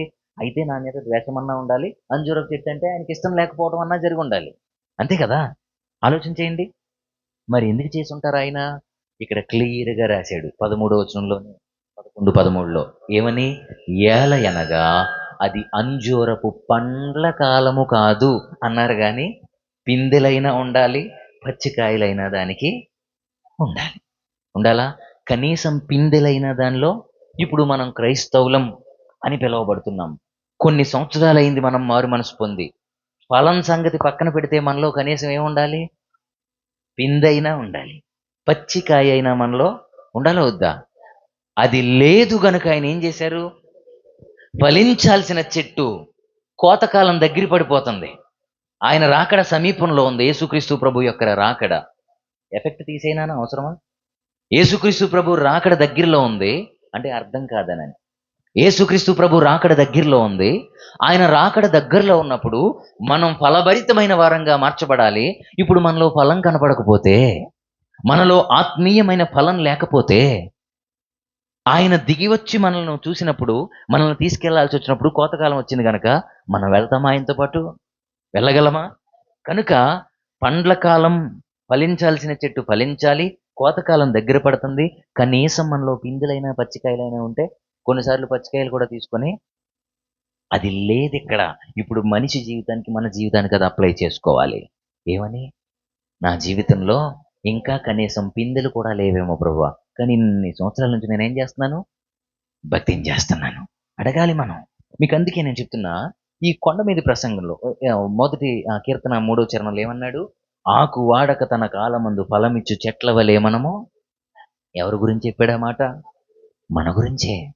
ఆకు వాడక తన కాలమందు అంటే నేను పుట్టి చచ్చిపోయే లోపు నా కాలంలో నేనేం చేయాలంట? ఫలమిచ్చు చెట్టు వలె నేను ఉండాలంట. అది మీరందరికీ అప్లై చేసుకోండి. అలా ఉండాలట. అందుకే నేను ఇక్కడ అంటున్నాను, ఈ ఈ కొండ మీద ప్రసంగం చాలా ప్రాముఖ్యమైన దాంట్లో ఒకటని చెప్పాను కదా. యోహాను సువార్తలో ఏమంటాడంటే 15వ అధ్యాయం మొదటి వచనంలో, నేనే నిజమైన ద్రాక్షావల్లిని, నా తండ్రి వ్యవసాయకుడు, నాలో ఫలింపని ప్రతి తీగెను ఆయన తీసి పారవేయును అని అన్నాడు. 15వ అధ్యాయం మొదటి వచనంలో. అంత తర్వాత ఏమంటాడు? అదే 15వ అధ్యాయం 4వ వచనంలో, నా యందు నిలిచియుండుడి, మీ యందు నేనును నిలిచియుందెను. తీగె ద్రాక్షవల్లిలో నిలిచి ఉంటేనే గాని తనంతట తానే ఎలాగు ఫలింపదో, అలాగే నా యందు నిలిచి ఉంటేనే కానీ మీరును. ఇప్పుడు మనం ఎవరిలో ఉంటే ఫలిస్తామట? నా యందు అని చెప్పిన వారు ఎవరు? యేసయ్య. క్రీస్తుల్లో. క్రీస్తుల్లో. నేను ఇంగ్లీష్ బైబిల్లో ఇది చాలా అద్భుతంగా, చాలా బ్యూటిఫుల్గా రాశాడు. ఇంగ్లీష్ బైబిల్లో కింగ్ జేమ్ వెర్షన్లో అబైడ్ అనే మాటను వాడాడు. అబైడ్ అనే మాట వాడాడు. ఈ WH అంటే వరల్డ్, ఇంకొక బైబిల్ ఉంటుంది. ఆ బైబిల్లో ఏంటంటే ఎలా రాశాడనంటే రిమైన్ అనే మాట వాడాడు. అంటే ఎబైడ్ అని అంటేనేమో నిలవసించడం అని అర్థం. ఎవరిలో? క్రీస్తులో. మరి రిమైన్ అని అంటే నిలిచి ఉండిపోవటం అని అర్థం. ఆ మాట అర్థం అవుతుందా? ఎబైడ్ అని అంటే నివసించడం అని అర్థం. మరి రిమైన్ అని అంటే నిలిచి ఉండిపోవటం. ఎవరిలో? నిలిచి ఉండిపోవాలంటే, ఇంకా నిలిచి వెళ్ళిపోకూడదు, నిలిచి పక్కకి వెళ్ళిపోకూడదు, నిలిచి ఉండిపోవటం. ఇప్పుడు నేనేమంటానంటే, మీరు ప్రభువు దగ్గరున్నారా, ప్రభువుల్లో ఉన్నారా? యేసయ్య దగ్గరున్నారా, యేసయ్యలో ఉన్నారా? క్రీస్తు మీలో ఉన్నారా, క్రీస్తు దగ్గర మాత్రమే ఉన్నారా? దగ్గర ఉండటం వేరు, లోపల ఉండటం వేరు. మన మీద ప్రేమ పైన చూపించడం వేరు, లోపల ఉండటం వేరు. మీరు చూపించే ప్రేమ పైన ఉండటం వేరు, లోపల ఉండటం వేరు. ఇప్పుడు చెప్పండి, ఏం కావాలి మనకు? క్రీస్తుల్లో అంటే మనలో ఎవరుండాలి? ఆయన నివసించి సంచరించాలి. అంతేగాని మనం ఆయన దగ్గరకు వస్తే సరిపోదు, ఆయన దగ్గరికి వెళ్తే సరిపోదు. మనం ఆయన మనలో ఉంటే మీకు ఏది ఇష్టమో చేస్తాడు ఆయన. ఇప్పుడు నులివెచ్చని బ్రతికే అక్కడుండిపోవటం, క్రీస్తులో ఉండిపోవటమే వెచ్చనైన అది. ఇప్పుడు నేనేమంటానంటే, ఈ నులివెచ్చని బ్రతికి ఏదైతే ఉంటుందో, అయితే చల్లగా అన్నా ఉండు, వెచ్చగా అన్నా ఉండు అని అన్నాడు ఆయన. నా బైబిల్లో అలాగే ఉంది. ప్రకటన గ్రంథం 3:15 ప్రకటన గ్రంథం 3:15 ఏముంటది? అయితే నువ్వు చల్లగా అన్నా ఉండు. నా బైబిల్లో అలాగే ఉంది. మీ దాంట్లో అలాగే ఉందా? కదా. చల్లగా అయినా ఉండు, వెచ్చగా అయినా ఉండు అంటే అర్థం ఏంటి? చల్లగా ఉండటం అంటే, ఇప్పుడు మనకి హ్యాపీ లైఫ్ ఉంటుంది, ఇష్టమైన లైఫ్ ఎంజాయ్ చేస్తారు చాలామంది. యంగ్స్టర్స్ ఒక రకంగా ఎంజాయ్ చేస్తారు, పెద్దవారు ఒక రకంగా ఎంజాయ్ చేస్తారు. కొంతమంది ఈ విందులు వినోదాల్లో పాల్గొంటారు, ఆదివారం గుడి మానేసి. అదేంటో మరి వింత. వాళ్ళు కూడా ఏం చేస్తారు తెలిసి, చాలామంది ఆదివారమే పెట్టుకుంటారండి, పనికి మలోళ్ళు. ఇలా అంటున్నానని బాధపడకండి. అంటే క్రైస్తవులు నేను అనేది, హైందవ సహోదరులు కాదు. నువ్వు క్రైస్తవుడు అయిన తర్వాత ఆదివారం నువ్వేం పని చెయ్యాలి? అంతేగాని నువ్వు ఇంట్లో ఏదన్నా ప్రోగ్రాం పెట్టుకున్నావు అనుకో, అప్పుడు ఏమవుద్ది? చర్చికొచ్చే వాళ్ళు కూడా మానేసి అక్కడికి వెళ్ళిపోతారు. జరుగుతుందా అలాగా? ఏదన్నా పెళ్ళి ఆదివారం పెట్టుకున్నారనుకోండి, ఏదైనా ఫంక్షన్, అక్కడికి వెళ్తారు వీళ్ళు. ఏది? చర్చి మానేసి. ఎలా ఉంటుందో తెలుసా ఇది? జస్ట్ ఎగ్జాంపుల్ చెప్తున్నా. అక్కడికి వెళ్ళిన తర్వాత వీడు ఫోటో దిగాలని అనుకుంటాడు. ఫోటో దిగాలనుకున్నప్పుడు ఆ స్టేజ్ మీదకి వెళ్తే అసలు వీడిని ఎవరో పట్టించుకోరు. ఆ కెమెరా మ్యాన్ దగ్గరికి వెళ్ళి, బాబు నాకు ఒకసారి ఫోటో దిగుతానంటే పట్టించుకోరు. ఏదో మొత్తం మీద ఓ ఫోటో దిగుతాడు, వాళ్ళకి కనబడతాడు, నేను వచ్చాను అని వెళ్ళిపోతాడు. మీకు విషయం చెప్పనా? ఆ ఫోటోలు ఏం చేస్తారో తెలుసా? ఇప్పుడు ఆల్బమ్ ఇచ్చేటప్పుడు మీరు దిగిన ఫోటోలన్నీ ఇచ్చేస్తాడా? కట్ చేసినప్పుడు ఏం చేస్తారు వీళ్ళు? మరి ఎందుకురా నీకంత అక్కడిగా మన మాట అది. అంత అవసరమా మరి? మీకు ఇంకో విషయం, ఇలాగే చేస్తున్నారు చాలామంది. దేనికోసం దేవుని మందిరానికి దూరం అయిపోతున్నారు మీరు? మీ ఇష్టాల కోసమా? ఫంక్షన్ల కోసమా? పెళ్ళిళ్ళ కోసమా? లేదా మరో ఆనందం కోసమా? దేనికోసం దేవుని మందిరానికి దూరం అవుతున్నారు? దేవుని మందిరానికి దూరం అయితే దేవునిలో ఎలా ఫలిస్తారు? ఎలా అభివృద్ధి చెందుతారు? ఎలా దినదినము ఆయనలో మొక్కలా మీరు ఎదుగుతారు? అసలు మీలో ఫలాలు ఎక్కడి నుంచి వస్తాయి? నేను అనేది అదే. ఈ మధ్య ఈ పెళ్ళిళ్ళలో ఎలా తయారంటే, పెళ్లి కూతుర్లు డ్యాన్సులు వేస్తున్నారు పెళ్ళిళ్ళలో. మీ చిన్నప్పుడు ఎప్పుడైనా చేశారు అలాగా? నా చిన్నప్పటి నుంచి వేస్తున్నారు. అంటే ఈ మధ్య మరీ ఎక్కువైపోయింది. పెళ్లి కూతుర్లు డ్యాన్స్ వేసేస్తున్నారు. ఒక రోజు ఇలాగే నేను ఒక పెళ్ళికి వెళ్ళాను వాక్యం చెప్పడానికి. పెళ్ళి అవ్వలేదు కానీ ఇప్పుడు చాలా పెళ్లి ప్రసంగాలు చేశాను దేవుని కృపను బట్టి. అయితే పెళ్లి ప్రసంగం అయిపోయింది, అంతా అయిపోయింది, మేము వచ్చేస్తే ఈ పెళ్లి కొడుకు పెళ్లి కూతురు అక్కడ ఉండగా ఎవరో పిలిస్తే ఈ పెళ్లి కూతురు వెళ్ళి డ్యాన్స్ చేసేస్తుంది అక్కడ. పెళ్లి కొడుకు అవాక్ అయిపోయాడు. అయ్యి బాబోయ్, కంపడిపోయింది, ఇంకా నన్ను ఇంకా జీవితాంతం నన్ను డ్యాన్స్ చేయించేస్తుందేమో అని చూస్తున్నాడు పాపం. మరి అంతే కదా, కంగారు పెట్టేస్తారా ఫస్ట్ రోజునే అలాగా? అంటే తర్వాత పెట్టమని కాదండోయ్. నా మాట అర్థమవుతుందా? క్రీస్తులో ఉంటే ఇటువంటి పనికి మాలిన పనులు ఈ చేసేవాళ్ళని క్రిస్టియన్స్ అని చెప్పుకుని తిరిగేవాళ్లే. అది నా బాధ. క్రైస్తవులని చెప్పుకుని తిరిగే వాళ్ళే ఈ పనులు చేసేది. నేనేమంటున్నానంటే, ఇటువంటి పనికి మాలిన పనులు చేస్తుంటే ఫలం ఎక్కడి నుంచి వస్తుంది నీలో? అయితే చల్లగా అన్నా ఉండు, లేదా వెచ్చగా అన్నా ఉండు అని అన్నాడంటే, కష్టాల్లో, నిందల్లో, బాధల్లో, సమస్యల్లో, ప్రతికూలమైన పరిస్థితుల్లోనే దేవుని దగ్గరకు వస్తున్నావా? లేదా ఏ కష్టము లేకపోయినా, ఏ బాధ లేకపోయినా నేను నిత్యము దేవుని స్తుతించాలనే ఆలోచన కలిగి దేవుని దగ్గరికి వస్తున్నావా? ఆత్మ పరిశీలన చేసుకోండి. అయితే చల్లగా అన్నం ఉన్నటువంటి అర్థం ఏంటో తెలుసా? మీ ఎంజాయ్లు, సినిమాలు, షికారులు, ఫంక్షన్లు, ఇదంతా చల్లగా ఉండటం. వెచ్చగా ఉండటం అంటే ఏంటి? దేవుని మందిరం, ప్రార్థన, పాటలు, పరిచర్య, ఇదే. అయితే ఇటన్నా ఉండండి రా బాబు, ఇటన్నా ఉండండి అంటున్నాడు. మనం ఎక్కడ ఉంటున్నాం? అప్పుడు ఏమైపోతాం? అటు ఇటు కాకుండా అయిపోతాం. అది నా మాట కాదు, దేవుని మాటే. అర్థమవుతుందా? అటు ఇటు కాకుండా అయిపోయే బ్రతుకెందుకండి మనకింత భక్తి చేసి? ఒక దైవజనుడు ఏమన్నారంటే, మనుషులు 2 రకాలంట. ఎన్ని రకాలు? 2 రకాల మనుషుల్లో ఎవరంటే, ఒక టైపు మొదటి వాళ్ళు అవకాశం దొరక్క మంచోళ్ళుగా ఉన్నవాళ్ళంట. ఒకటేమో పాపులు, రెండో వాళ్ళు అవకాశం దొరక్క మంచోళ్ళుగా మిగిలిపోయిన పాపులంట. అంటే అవకాశం వస్తే వీళ్ళు కూడా, అంటే అవకాశం రాలేదు, సమయం రాలేదని ఉన్నారు అంతే. కానీ ఛాన్స్ వచ్చిందనుకోండి, అది అసలే విషయం. ఈ 2 రకాలే అన్నాడు ఆయన. అలా మనం ఉంటే మన జీవితంలో ఫలం ఎలా వస్తది? అందుకే దేవుడు ఏమన్నారు తెలుసా? నీలో నిలచి ఆత్మ ఫలమును ఫలించుట కొరకు, నీలో నిలచి ఆత్మ ఫలమును ఫలించుట కొరకు, నా పైన మెండుగా ఆత్మవర్షము కృమ్మారించు, నా పైన మెండుగా ఆత్మవర్షము కృమ్మారించు, కృపామయుడా నీలోన నివసింపజేసి నందునా, ఇదిగో నా స్తుతుల సింహాసనం, నీలో నివసింపజేసి నందునా, కృపామయుడా. ఏసన్న గారి పాట ఇది. దేవుడు అంటున్నాను నేను, ఏసన్న గారి పాట అద్భుతమైన పాట కదా. నీలో నిలిచి ఆత్మఫలము ఫలించుట కొరకు నా పైన ఏం కుమ్మరించమన్నాడు? మెండుగా ఆత్మవర్షమును కోరుకుంటున్నారా? అది కనుక మనం ఫలించాలి ఆయన కొరకు. అందుకే అన్నాడు 15వ అధ్యాయం యోహాను సువార్త 4వ వచనంలో, నా యందు నిలిచి ఉండండి, మీ యందు నేనును. ఆ దేవునిలో ఉంటేనే మన దగ్గర ఉంటాడు ఆయన. కానీ చాలా మంది ఏమనుకుంటారంటే, వీళ్ళు దేవుని దగ్గరికి రారు కానీ ఆయన నాకు వచ్చి అన్ని పనులు చేసేయాలని అనుకుంటారు. మన మాటలు అర్థమవుతున్నాయా? జాగ్రత్తగా ఆలోచన చేయండి. మనం ఫలించాలంటే దేవునిలో మనం ఉండాల్సిందే. నేను ఇంకా ముందుకు వెళ్తాను. ఈ అంజూరపు చెట్టు గురించే దేవుడు బైబిల్లో మాట్లాడినప్పుడు, అసలు చెట్లను బైబిల్లో ఎందుకు వాడారో తెలుసా? ఇక్కడ ప్రధానమైన మీకు తెలియాల్సిన సత్యం చెప్తున్నాను. చెట్లను ఎందుకు వాడారో తెలుసా? ఆ పాత నిబంధన రోజుల్లో రాజుల గ్రంథంలో మొదటి రాజుల గ్రంథంలో 4వ అధ్యాయము 25వ వచనం ప్రకారంగా నీడ కోసం వాడారంట. టైం లేదు కనుక చెప్పేస్తున్నాను, రాసుకుంటే తర్వాత చదువుకోండి ఇంటికి వెళ్ళిన తర్వాత.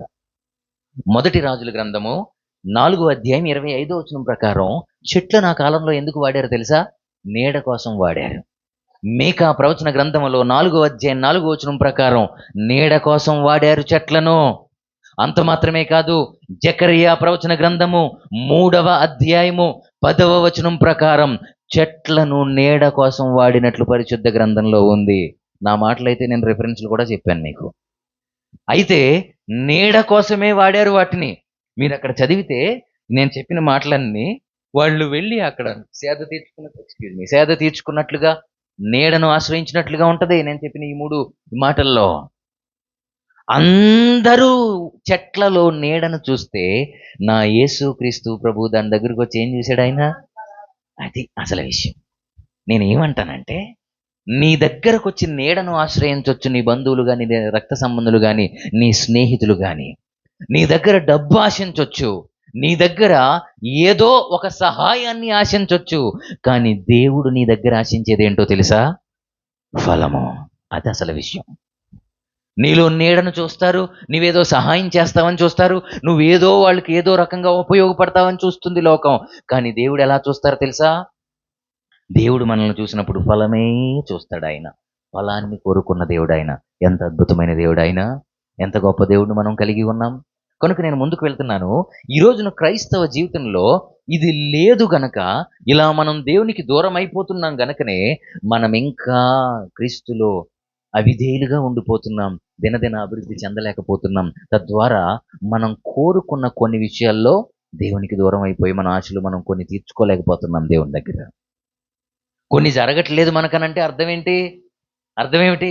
మనం ఆయనలో నిలిచి ఫలించడానికి ఇష్టపడట్లేదు. ఎవరైతే అలా ఉంటారో పనికిరాని ప్రతి తీగను ఆయన ఏం చేస్తాడంట? మన మూలవాక్యంలో కొండ మీద ప్రసంగం ముగింపులో ఏమన్నాడు ఆయన?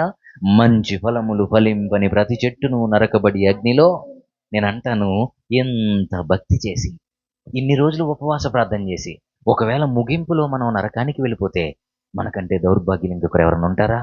మనం ఎప్పటికీ అటువంటి దౌర్భాగ్యులముగా ఉండకుండా ఉందుముగాక. ఫలించు అభివృద్ధి చెందేవారముగా మనమందరము ఉందుముగాక. నేను ముందుకు వెళ్తాను. మొట్టమొదటిది దేవుడు మనలో కోరుకున్నది ఏంటంట? ఫలము. రెండో విషయం ఏంటో తెలుసా?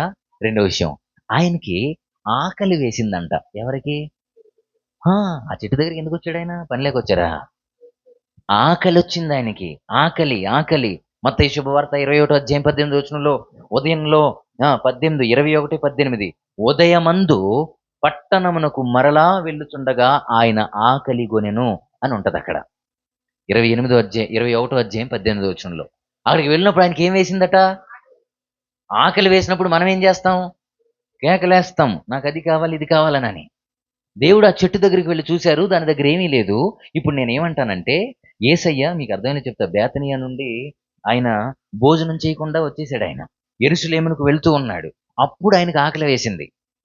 ఈ సందర్భంలో 21 అధ్యాయం 18 వచనంలో బేతనియా అనే గ్రామం నుంచి ఆయన వచ్చేస్తున్నారు. ఎక్కడికి? యెరూషలేం వెళ్ళడానికి. అలా వెళ్తున్నప్పుడు అక్కడ భోజనం చేయలేదు కనుక ఇక్కడ ఆయనకి ఏమైంది? ఆకలి వేసింది. కనుక ఆయన వచ్చాడు అక్కడికి. ఇప్పుడు నేనేమంటానంటే, దేవుడికి కూడా ఆకలి వేస్తదా? ఎందుకని? మనలాంటి స్వభావాన్ని ధరించుకుని వచ్చాడు గనక. సరే, అంతవరకు బానే ఉంది. యోహాను సువార్త 6 అధ్యాయం 35 వచనంలో ఆయన ఏమన్నాడు తెలుసా? కొంచెం వాల్యూమ్ పెట్టవా? యోహాను సువార్త 6 అధ్యాయము 35 వచనంలో ఆయన ఏమన్నాడు తెలుసా? ఏమన్నాడు? నేనే జీవాహారమును అని అన్నాడు. జీవాహారమే దేవుడైనప్పుడు ఆయనకు ఆకలేస్తదా? ఆహారమే ఆయనైతే ఆయనకి ఆకలేయటం ఏంటండి?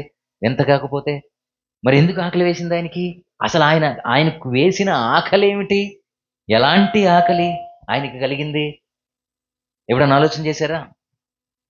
యేసయ్యకి ఒకవేళ భోజనం పెట్టాల్సి వస్తే నేను పెట్టి తృప్తిపరుస్తాను అన్న వాళ్ళు ఎవరు ఉన్నారు ఇక్కడ? మీ దగ్గరికి వచ్చిన సేవకుడికి పెట్టి తృప్తిపరచొచ్చు. అమ్మా చాలమ్మా అంటాడు. మీకు వచ్చింది తెలుసా?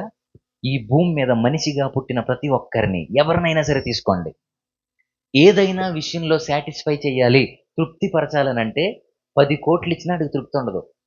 కనీసం ఇంకొక 1,00,000 రూపాయలన్నా ఎక్స్ట్రా ఇస్తాడేమో అని చూస్తాడు. ఒక 100 ఎకరాల పొలం ఇచ్చినా సరే, అక్కడ అది ఉంచేసాడేంటి, అది కూడా ఇచ్చేయచ్చు కదా అంటారు. తృప్తి ఉండదు. కానీ భోజనం పెట్టిన తర్వాత ఏమంటాడు తెలుసా?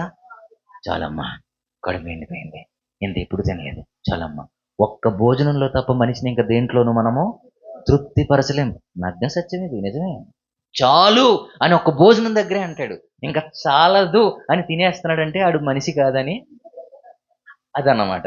వాడు గ్రహాంతరవాసని. అంతే మరి, వాడు వింత జంతువు అని అర్థం. సో తృప్తిపరచాలంటే భోజనం దగ్గరే. ఇప్పుడు నేను అంటాను, దేవుణ్ణి తృప్తిపరచండి భోజనం పెట్టి. ఎవరు తృప్తిపరచగలరు? ఎలా పరచగలమనంటే, నీతి కొరకు మనం ఆకలి దప్పులు కలిగి ఉంటే మన ద్వారా అప్పుడు ఎవరు తృప్తిపరచబడతారు? ఫలభరితమైన జీవితం అంటే అదే. మనం క్రీస్తు కొరకు ఫలిస్తూ ఉంటే ఆయన ఆకలి తీరిపోద్దే. అసలు ఆయన ఆకలే అది. మనం పాడైపోతున్నాం, లోకంలో కలిసిపోతున్నాం, దూరమైపోతున్నాం దేవునికని ఆయన వేదనతో ఆకలి పొంది ఉన్నాడు. కనుక ఈ ఆకలి తీరాలంటే మనలో ఏముండాలి? రాత్రి ఈ ఉపవాస కుడికిల్లో క్రీస్తులో మనం ఫలించే వారముగా, మన మాటలు అర్థమవుతున్నాయి కదా, ఫలించే వారముగా మనం ఉండాలి. ఇక్కడ మనకు అర్థమవుతుంది యేసయ్య యొక్క ఆకలిని మనం ఎలా తీర్చాలో అని. చూడండి, ప్రభువు ఆకలి తీర్చడానికి 7 ఫలాలను గురించి నేను చెప్పి ముగించేస్తా. ఎన్ని? ఈ 7 ఫలాలు మనం ఫలిస్తే ఆ మాటలు చెప్పి ముగించేస్తాను. 10 నిమిషాలు తక్కువ 10 అయింది. లేదు 12 గంటలకు ముగించేస్తాను, బెంగపడకండి. 7 మాటలే కదా, తొందరగా అయిపోతాయి. మనం నిజంగా యేసుక్రీస్తు ప్రభు యొక్క ఆకలి తీర్చాలంటే చెప్తున్నాను సుమా, నేను మరలా చెప్తున్నా, భోజనం పెట్టేవారని తృప్తిపరచగలరా యేసయ్యను? మరి ఇప్పుడు ఎలా తృప్తిపరచగలం? ఈ 7 ఫలాలు, నేను చెప్పే 7 ఫలాలు ఫలిస్తే ఆయన ఆకలి తీరిపోద్ది. మీ ఉపవాసం సార్థకం అవుతుంది. ఆమేన్. అప్పుడు మీరు ఫలభరితమైన జీవితంలోనికి వస్తారు. అందులో మొట్టమొదటి ఫలమే ఇందాక నుంచి చెప్తున్నారు కదా మీరు. ఏ ఫలం అది? గలతీ పత్రిక 5వ అధ్యాయము 22వ వచనంలో ఉన్న 9 తొనలు కలిగినటువంటి ఫలము. ఫలములు అనలేదు, ఫలము అన్నాడు. ఇప్పుడు ఎలాంటి ఫలమో తెలుసా ఇది? బత్తాయి పండు ఎంతమందికి తెలుసు? నారింజ పండు ఎంతమందికి తెలుసు? కమలా ఫలం ఎంతమందికి తెలుసు? అలాంటిది ఇది. అంటే 9 తొనలు కలిగినటువంటి ఒకే ఒక్క. ఇప్పుడు 9 తొనలు తీసి 9 ఫలాలని అంటామా మనం? బత్తాయి పండే అంటాం. దానిలో 10 ఫలాలున్నా తొనలెన్నున్నా 9 తొనలు కలిగిన ఒక ఫలము అని అర్థం. ఎందుకు ఫలం అన్నాడో తెలుసా దీన్ని? వరాల్ని దేవుడు పంచిచ్చాడు గాని ఫలాన్ని దేవుడు పంచి ఇవ్వలేదు. నా మాటలు అర్థమవుతున్నాయా? ఫలాన్ని పంచిస్తే ప్రాబ్లం అయిపోద్ది, సమస్య ఏర్పడుతుంది. వరాన్ని పంచివ్వచ్చు. మీకు సత్యం చెప్తున్నా, నేను మారు మనసు పొందిన కొత్తలో దేవుణ్ణి అడిగి ప్రార్థన చేశాను, కొన్ని వరాలు నేను పొందుకున్నాను. అది నాకు తెలుసు. ఆ వరం ఇప్పుడు నాలో ఉన్న వరం సిస్టర్లో ఉండొచ్చు, నాలో ఉన్న వరం మీలో ఉండొచ్చు, మీలో ఉండొచ్చు. నాకంటే మరి విశేషమైన వరాలు కూడా మీకు ఉండొచ్చు. కానీ ఫలం ఏదైతే ఉందో అది నాలోనూ ఉండాలి. మంచితనము, విశ్వాసము, సాత్వికము, ప్రేమ, దయ ఇవన్నీ ఉన్నాయి కదా. మీకు ప్రేమ ఉంది. ఏమండి?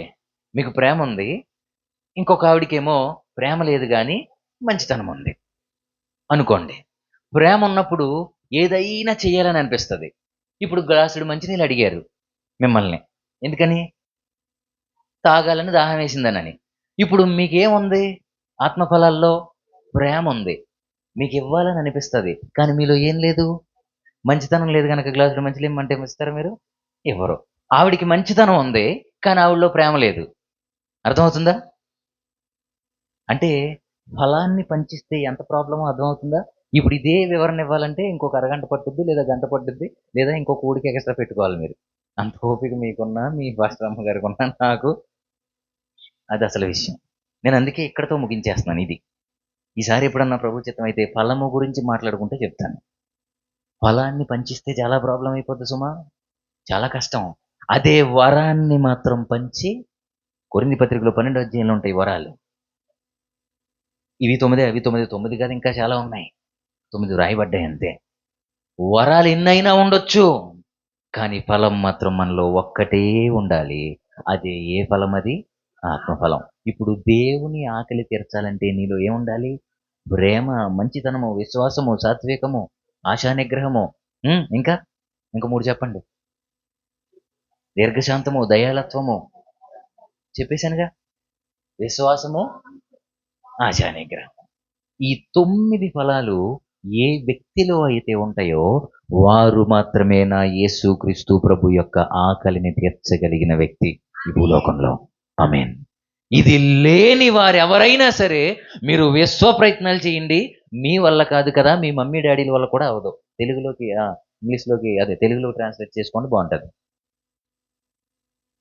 అవ్వదు ఎవరి వల్ల. నీలో ఆత్మఫలం లేకుండా నువ్వు ఫలించేయాలంటే ఎలా అవుద్ది? ఫలభరితంగా ప్రేమ లేకపోతే నువ్వు ఎంత మ్రోగిడి గనగన కంచులాగా ఉంటే మాత్రం ఎక్కడ? కొరింథీ పత్రికలో ఉంది కదా, ఉపయోగమే ఉంది. ఎన్ని కౌరులు చెప్తే మాత్రం ఉపయోగమే ఉంది. మంచితనం లేకపోతే ఎన్ని విషయాలు చెప్తే మాత్రం ఉపయోగమే ఉంది. ఆశా నిగ్రహం, అసలు నిగ్రహమే ఉండదు. ఇంకా ఆశా నిగ్రహం దేవుడెరుగు ఎక్కడి నుంచి. ఇది వస్తేనే మనము ఫలభరితమైన జీవితం కలిగి ఉన్నట్టు, తద్వారా ఎవరి ఆకలిని మనం తీరుస్తామట. ఇది మొదటిది. రెండోది చెప్తున్నాను వినండి. కొరింథీ సంఘానికి పరిశుద్ధుడైన పౌలు గారు రాసిన 2వ పత్రిక 9వ అధ్యాయము 10వ వచనం చదువుతారు ఎవరన్నా? అక్కడ నీతి ఫలము అని ఉంటుంది. కొరింథీ సంఘానికి పరిశుద్ధుడైన పౌలు గారు రాసిన 2వ పత్రిక 9వ అధ్యాయం 10వ వచనం. మీరు తొందరగా చేస్తే తొందరగా ముగిచ్చేస్తాను, అంతే మరి. ఆ ఆ ఆ ఆ కొరింథీ సంఘానికి రాసిన 2వ పత్రిక 9వ అధ్యాయము 10వ వచనం చదవండి. అదే మీ నీతి ఫలములు. ఇప్పుడు ఏం ఫలం కావాలి మనకు? రెండోది. ఇప్పుడు ఎవరిలో అయితే నీతి ఫలం ఉంటుందో, వారు ఎవరి ఆకలిని తీర్చగలరట? మొదట మనం ఫలించాలి, రెండవది దేవుని ఆకలి మన ఫలాల ద్వారా ఎవరి ఆకలి తీర్చాలి?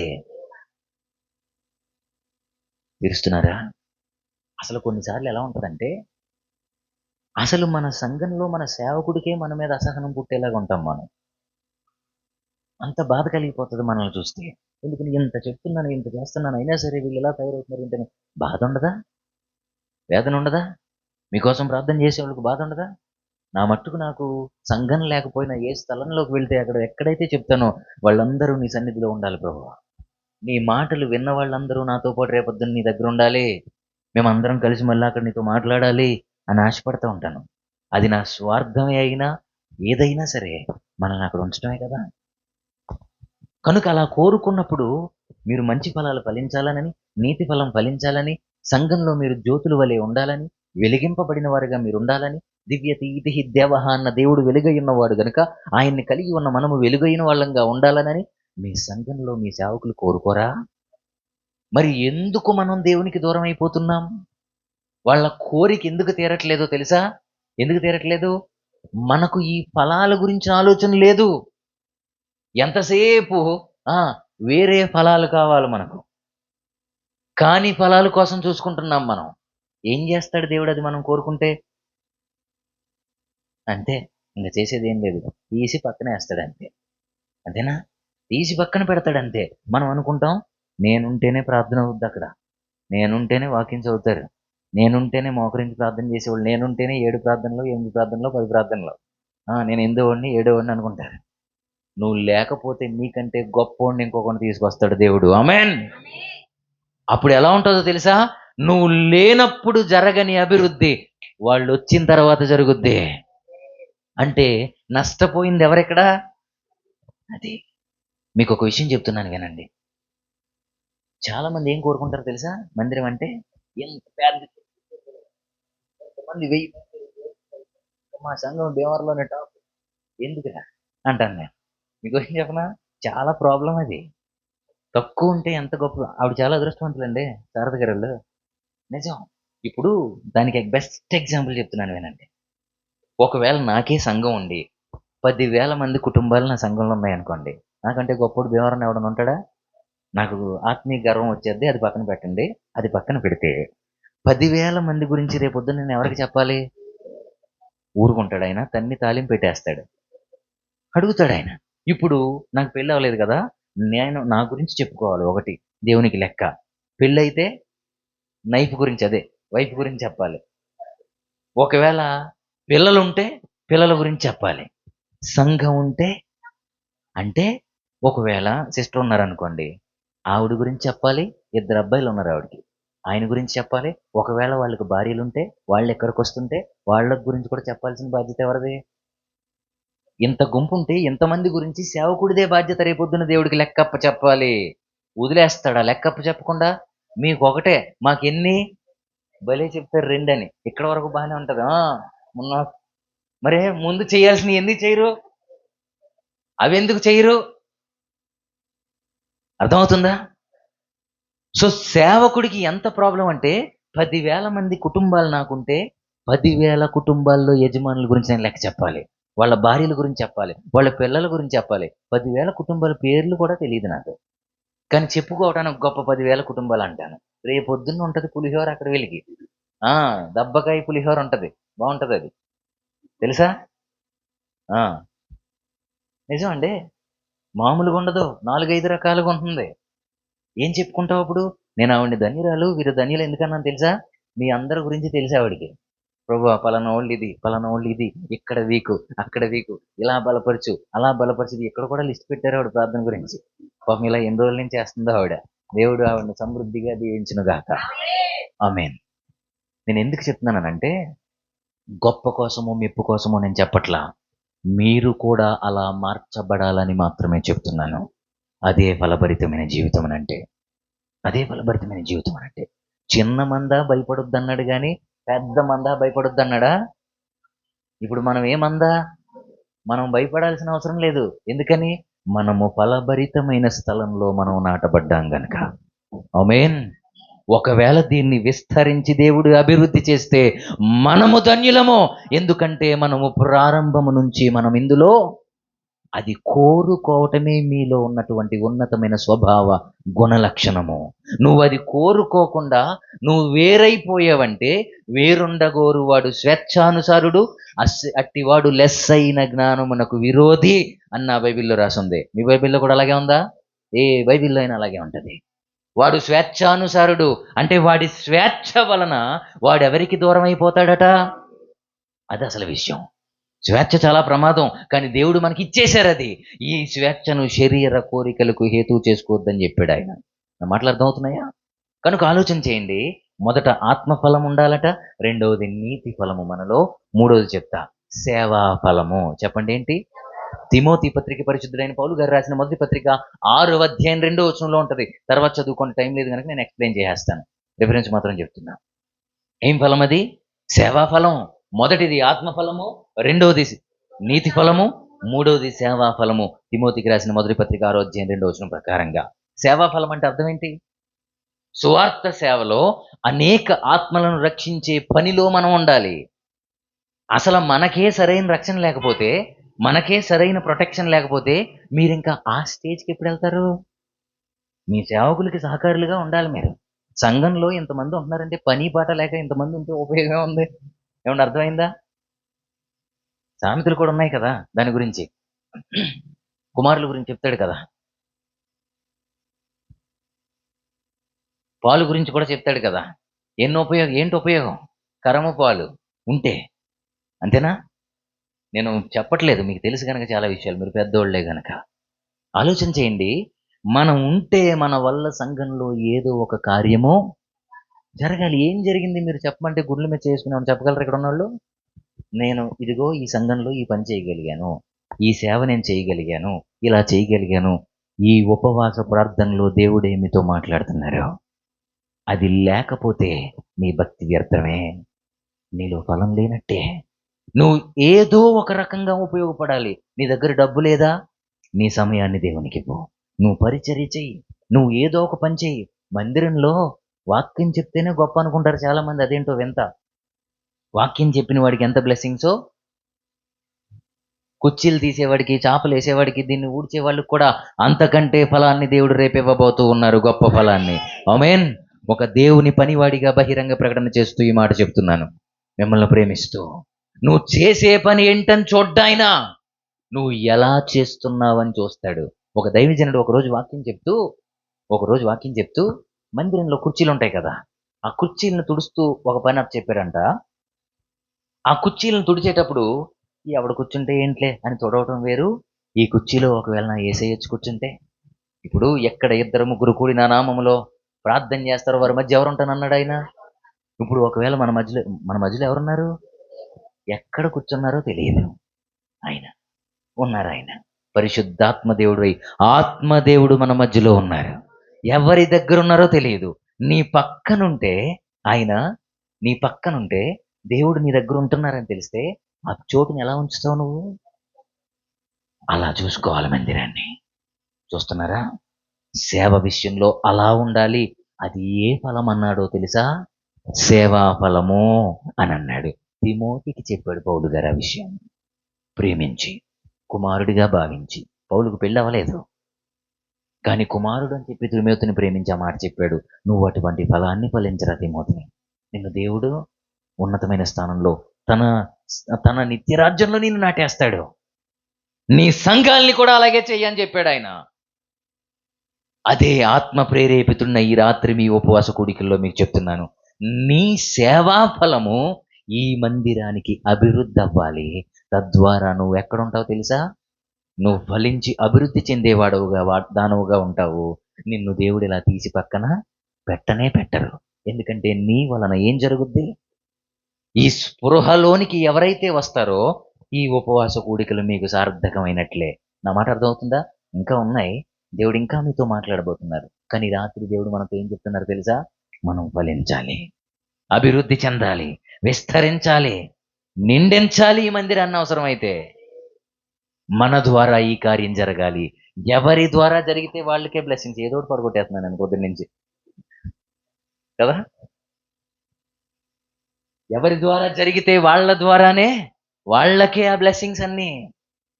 నేనేమనుకుంటాను తెలుసా? అన్నీ నాకే ఉండాలి ప్రభా అనుకుంటాను. మరి పక్కనోళ్ళకి ఏమొస్తాయిరా అని అంటే వాళ్ళు ఏదో ఒకటి చేసుకోనివ్వండి ప్రభా, కానీ ఇది మాత్రం నాకే వచ్చేయాలి ప్రభా.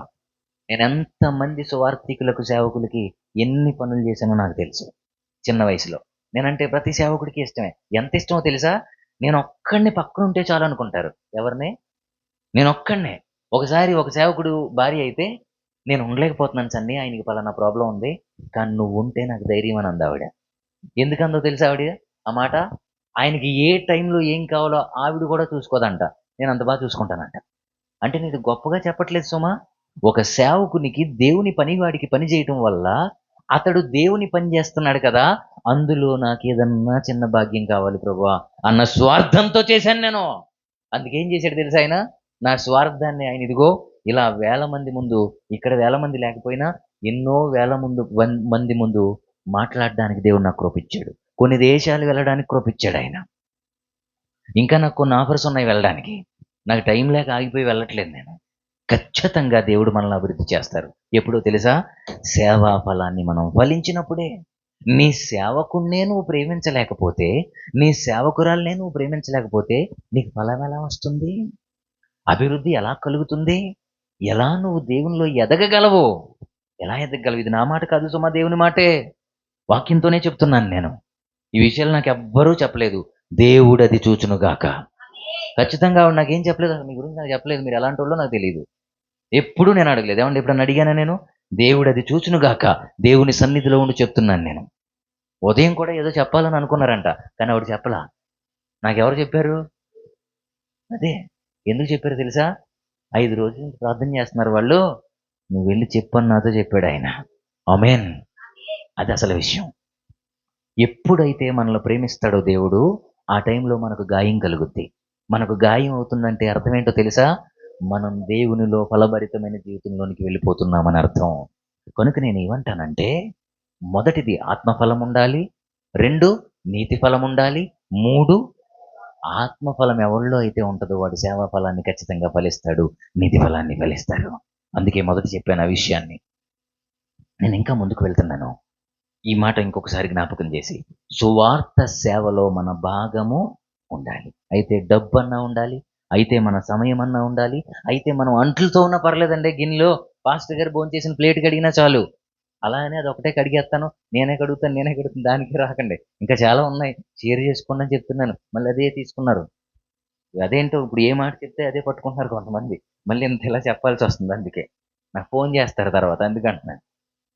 ఇక మీరు కాదులేండి. మీరు చాలా జ్ఞానవంతులు. నాకంటే తెలియగలిగినోళ్ళు చక్కగా అర్థం చేసుకుంటున్నారు. రెస్పాండ్ అవుతున్నారు. నేనేం చెప్తున్నాను తెలుసా? ఈ ఫలం మనలో ఉంటేనే మనం మూలవాక్యం ప్రకారంగా ఫలముల్లోకి మనం వస్తాం. అప్పుడు మనల్ని పెరికి ఆయన పక్కన పెట్టరు. ఇంకో ఫలాన్ని చెప్తున్నాను. శిక్షా ఫలము 4వది. చెప్పండి ఏ ఫలం? హెబ్రీలికి సంఘానికి రాసిన పత్రిక 12వ అధ్యాయము 7వ వచనంలో ఉన్న మాట ప్రకారంగా క్రమశిక్షణ అనే ఫలాన్ని మనము ఫలించాలట. అంటే క్రమమైన ఆత్మీయ జీవితం మనలో ఉండాలట. ఎవరిలో? అది నీలో నాలో ఉండాలట. ఎందుకు ఉండాలి? ఈ మందిరంలో మనం నాటబడ్డాం గనక. ఇప్పుడు నీ పక్కనోడుకుందా లేదా నీకు అనవసరం. నీలో ఏముండాలి? క్రమమైన ఆత్మీయ జీవితం నీకుండాలి. అదే క్రమశిక్షణ అనే ఫలము, శిక్షా ఫలము. ఇది లేకుండా మీరు ఎంత భక్తి చేస్తే మాత్రం ఉపయోగం ఏముంది? ఉపయోగం ఉంది, వ్యర్థమే. నేను దీని గురించి చాలా చెప్పగలను గానీ టైం అయిపోతుంది గనక మిగిలిన 2 కూడా చెప్పేసి ముగించేస్తాను. అసలు నేను ఇంకా ప్రార్థన గురించి చాలా విషయాలు చెప్పాలనుకున్నాను తెలుసా? కానీ నా ఆత్మ ఎందుకు నువ్వు అది చెప్తే టైం సరిపోదు, ఇదే మాట్లాడనంది ఇక్కడికొచ్చాక. అందుకే నేను ఇదే ప్రారంభించాను. ప్రార్థన ఎలా చేయాలి? ఎన్ని రకాల ప్రార్థనలుంటాయి? ఎలా మనం ప్రార్థన చేస్తే దేవుడు వింటారు? ఆ విషయాలు ముందు చెప్పి, ఉపవాస కూడికలు గనక పొద్దునేం చెప్పాను? ఉపవాసం అంటే ఏంటో చెప్పాను. కదా! ఇప్పుడు ఎలాంటి రకమైన ప్రార్థనలుంటాయి? అవి రెఫరెన్స్‌లు మీకిద్దామని అనుకున్నా. కానీ టైం సరిపోలేదు. దేవుడు మరొకసారి మనకిచ్చును గాక. చూడండి, 4వది శిక్షాఫలము. శిక్షాఫలము అంటే క్రమమైన ఆత్మీయ జీవితము మనలో ఖచ్చితంగా ఉండి తీరాలి. ఇది 4వ ఫలము. ఇప్పుడు నేనేమంటున్నాను తెలుసా? ఈ 4 ఫలాలుంటే మనం ఎవరికి భోజనం పెట్టినట్టు? అది మాత్రం ఎప్పటికీ మర్చిపోవద్దు. నీలో ఆత్మ ఫలం ఉందంటే నువ్వు దేవుని ఆకలి తీరుస్తున్నావని అర్థం. నీతి ఫలం ఉందంటే దేవుని ఆకలి తీరుస్తున్నావని అర్థం. సేవా ఫలం ఉందంటే దేవుని ఆకలి తీరుస్తున్నావని అర్థం. శిక్షా ఫలము నీలో ఉందనంటే నా ఆకలి కాదు, నా పరమ తండ్రి ఆకలి నువ్వు తీరుస్తున్నావని అర్థం. అది దేవుడు చెప్తున్న మాట. 5వ ఫలం ఏంటో తెలుసా? చందా ఫలం. చెప్పండి, ఏ ఫలం? నిజానికి ఈ మాట చెప్పడం నాకు అస్సలు ఇష్టం ఉండదు. ఏ ఫలం గురించి? ఎందుకో తెలుసా?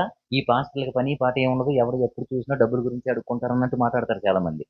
అందుకు నా విషయాన్ని మీకు చెప్పి నేను కొన్ని మాటలు చెప్తాను, వినండి. నేను మారు మనసు పొందిన తర్వాత దేవుడి ఈ మాటలు వినుగాక, నేను అబద్ధం చెప్పట్లేదు. 4.5 సంవత్సరాలు ఒక్క రూపాయి తీసుకోకుండా పరిచర్య చేశాను. నా సొంత డబ్బులతో వెళ్ళి భోజనం కూడా చేయడానికి ఇష్టపడేవాడిని కాదు, తినేవాడిని కాదు, బలవంతంగా అడిగి పెట్టేవారు. 4.5 సంవత్సరాలు. ఎందుకో తెలుసా? మిమ్మల్ని డబ్బులు అడగటం కాదు, అడగకుండానే సేవకునికి మీరు ఇవ్వాలి. ఆ విషయం చెప్తాను, ఎందుకు ఇవ్వాలో చెప్తాను.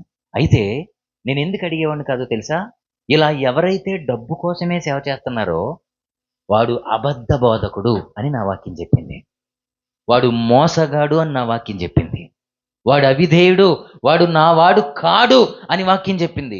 డబ్బు కోసమో, తిండి కోసమో, పేరు కోసమో, మరో దాని కోసమో ఒకవేళ మనం సేవ చేస్తే వారికంటే దౌర్భాగ్యులు ఇంకొకడు భూమి మీద ఉండడు. నెల అయ్యేసరికి వచ్చేస్తారు ఇంటికి చాలా మంది. ఎంతో కొంత ఇచ్చి పంపించాలి. కంటిన్యూస్గా వస్తారు కొంతమంది. నేనేమంటున్నాను తెలుసా? ఇప్పుడు అలా ఇంటికి వచ్చినప్పుడు ఇవ్వద్దని నేను అనట్లా. ఒకవేళ మీ సేవకుడే అయితే, నేనేమంటున్నాను, మీ సంఘాన్ని నడిపించే మీ సేవకుడే అయితే మీరు వచ్చినప్పుడు, వాళ్ళు ఏదైనా అవసరంతో ఉన్నప్పుడు మిమ్మల్ని వాళ్ళు అడగకుండా ఇవ్వాలండి. అదే చందా ఫలం అంటే. అడగకుండా. అమ్మ ఎప్పుడు పెడుతుంది భోజనం? అడుక్కునే వరకు చూస్తుందా? కదా. మరి నువ్వు తల్లిలాగా ఒకవేళ సంఘంలో ఉంటే, నువ్వు పెద్దలా ఉంటే, ఒకవేళ నువ్వే ఒక ఫలాన్ని ఫలించేవాడుగా ఉంటే, నిన్ను అడగకుండానే నువ్వు మందిరంలో పాటుపడాలా వద్దా? ఖచ్చితంగా పడాలి. అలా చేయనప్పుడు అభివృద్ధి ఎలా వస్తుంది? ఎవరికి వాళ్ళే ఏదో రాజుగారంట పెళ్లి జరుగుతుంది అలా ఇంట్లో, పాలు తెమ్మన్నాడంట. ఏం చేశారు? సన్ని పాలు తెస్తాడులే, పాలు ఉంది కదా అని ఏం చేశాడు? ఎవరికి వాళ్ళే నీళ్లు పట్టుకొచ్చి పోసేస్తున్నారు. సన్ని పాలు వేస్తాడు కదా, పాలు కలిసిపోద్దానని. లేదా అభిషేక్ పాలు వేస్తాడులే, లేదా అఖిల పాలు వేస్తుందిలే అనుకొని అందరూ పాలు వేస్తారులే, ఎవరో వేస్తారులే అని చెప్పి అందరూ నీళ్ళే పోసారట. చివరికి ఏమున్నాయి దాంట్లో? ఈ మందిరంలో పాలు పోసే వాళ్ళు ఎవరున్నారు? ఉన్నారా? దేవుడు అది చూచునుగాక. నువ్వు పాలు పోస్తే నువ్వే ఫలాన్ని ఫలించినట్టు? ఎప్పుడన్నా చేస్తున్నావా? చాలా వేదనతో ఈ మాట చెప్తున్నాను. ఎందుకంటే సంఘ అభివృద్ధి గురించి నువ్వు పాటుపడకపోతే నువ్వు సంఘంలో ఉండి ప్రయోజనం ఏముంది?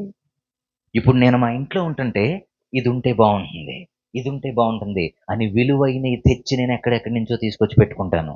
నా బెడ్రూమ్లో కావచ్చు, నా ఇంట్లో కావచ్చు, నేను ప్రేమించే చోటను కావచ్చు. నీ మందిరం అలాంటిది కాదా? నీ సంఘం అలాంటిది కాదా? నీకెందుకు ఈ ఆలోచన లేకుండా పోయింది? ఎందుకో తెలుసా? ఎందుకు? నీవు ఇంకా శరీర సంబంధమైన ఫలాలే ఫలిస్తున్నావు గనక.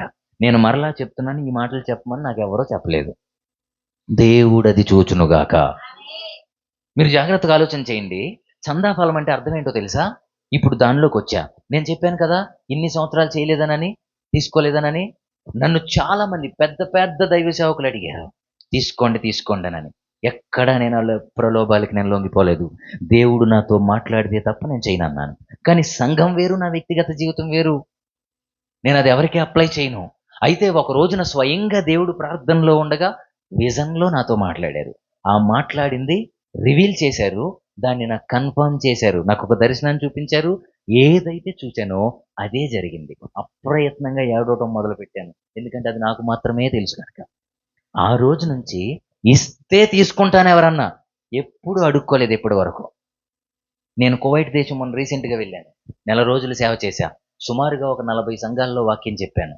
40 సంఘాలకి ఒకవేళ మీరు కువైట్లో మీకు తెలిసిన వాళ్ళు ఎవరన్నా ఉంటే, యూట్యూబ్ ఇది లైవ్ కూడా వెళ్తుంది, ఉంటే మీరు అడగండి, ప్రార్థన చేసి ఆయన డబ్బులు తీసుకున్నాడా అని. ఎవరి దగ్గర తీసుకోలేదు నేను. అలా చేసుంటే ఒక 4-5 లక్షలు వచ్చేది నాకు. తీసుకోవాలా. 1500 మంది, 2000 మంది, 1000 మంది అలా వచ్చారు. యానివర్సరీలు జరిగినాయి. స్పెషల్ మీటింగ్స్ పెట్టారు. ప్రార్థన అయిపోయాక డబ్బులు ఇవ్వడానికి ట్రై చేశారు. ప్రార్థనకు డబ్బుకి లింక్ పెట్టొద్దని వదిలేశా. నన్ను ఎవరైతే పిలిచారో వారు నన్ను ప్రేమిస్తారు. దేవుడే అదే ఇంకా నాకు ఆయన ఇచ్చేది అని చెప్పాను. ఎందుకో తెలుసా? ప్రార్థన అంటే డబ్బు. లోకంలో పనికి మాలిన సేవకులు ఇలాగే ఉన్నారు. ఇంత మాట అనేసారేంటంటే అని అనకండి. నేను బహిరంగ సభల్లోని ఈ మాట చెబుతున్నాను. ఇలా డబ్బు కోసమే పరిచర్య చేసేవాడు అబద్ధ బోధకుడు. వాడు దేవుని చేత ఏర్పాటు చేయబడిన వాడు కానే కాదు. కానీ సంఘానికి వచ్చేసరికి మనది రెస్పాన్సిబిలిటీ, అంటే మన బాధ్యత, మనదే బాధ్యత. మనమే దాన్ని పూనుకొని చేయాల్సిన పని మనమే చేయాలి. ఆ పని ఎవరి మీదో వేసేసి అందరూ నీళ్ళే పోసారనుకోండి, నిన్ను దేవుడు వదిలేస్తాడు అనుకుంటున్నావా? చందా ఫలంలోనికి అది వస్తుంది. ఇప్పుడు వాక్యంలో నుంచి చెప్తాను వినండి ఇదే విషయాన్ని. ఎంత చెప్పాను కదా, మరి చెప్పాలి కదా. రోమా సంఘానికి రాసిన పత్రిక 15వ అధ్యాయం తీయండి. అది కూడా చెప్పే ముందు ఒక మాట జ్ఞాపకం చేస్తున్నా. ఏంటదంటే, చాలా మంది అన్నారు దశంభాగం ఇవ్వండి అని. అంటే ఎందుకు ఇవ్వాలండి? ఇప్పుడు మనం కొత్త నిబంధన భక్తులం కదా, దశంభాగం పాత నిబంధనకు సంబంధించింది కదా అని అన్నారు. వాళ్ళకి నా మాట ఇప్పుడు చెప్తున్నాను వినండి. దశమ భాగం పాత నిబంధనలో దేవుడు పెట్టిందే కాదని నేను అనట్లేదు. అయితే దశమ భాగమే ఎందుకు ఇవ్వాలి అని నేను అంటున్నానంటే, ఫ్రీ విల్ అన్నాడు కదా కొత్త నిబంధన భక్తులకి, ఎంతైనా ఇవ్వమన్నాడు. ముందు ఆయన పెట్టాడు కదా, ఎంతైనా మనం ఇవ్వలేం కదా, కనీసం దశమ భాగం అయినా ఇవ్వండి అని చెప్తున్నాను నేను. 100లో 10వ వంతు, 1000 రూపాయలు ఉంటే 100 రూపాయలు దేవునికి. అది ఇక్కడ ఎలా ఖర్చు అవుతుంది అన్నది దేవునికి తెలుస్తుంది, దేవుడు చూసుకుంటారు. కానీ ఇవ్వాల్సిన బాధ్యత మాత్రం. ఇప్పుడు ఈ మాట చెప్తుంటే చాలామంది, మేము కొత్త నిబంధన భక్తులం, మేము అసలు ఏమి ఇవ్వక్కర్లేదు దశంభాగం, మేము అది ఇది రాయి రప్ప చెట్టు పుట్ట కొండ మేక అనేసుకుంటారు. ఆ మేకలకి చెప్తున్నాను ఇప్పుడు ఏంటో తెలుసా? రోమా పత్రిక 15వ అధ్యాయము 26 వచనం 27 వచనం చదవండి ఒకసారి. ఏలయనగా యెరూషలేములో ఉన్న పరిశుద్ధులలో బీదలైన వారి నిమిత్తము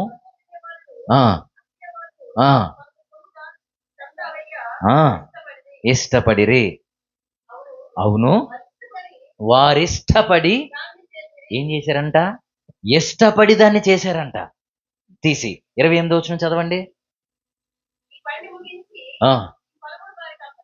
అది ఇప్పుడు దీన్ని ఏమన్నాడు ఆయన? ఫలము అని అన్నాడు. వారు ఇష్టపడి దాన్ని చేశారు. దీన్ని ఏమన్నారు? మీరు 27వ వచనం చదవండి మళ్ళీ ఒకసారి. అవును, దానిపైన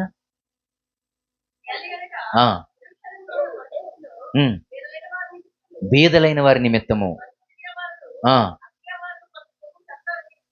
అది కొంత సొమ్ము తీసి ప్రత్యేకంగా పెట్టారంట. మీకు ఇంకో విషయం చెప్పనా? క్రొత్త నిబంధన భక్తులకి వీళ్ళు ఇష్టపడి చేశారు సంఘం కోసం. బీదలు అని అంటే ఎందుకన్నారంటే, అక్కడ బీదలకు కదా ఎవరికో ఇవ్వాలా అని అనుకునే వారికి కూడా చెప్తున్నా. ఇది సంఘం, దీంట్లో చాలా అవసరాలు ఉంటాయి.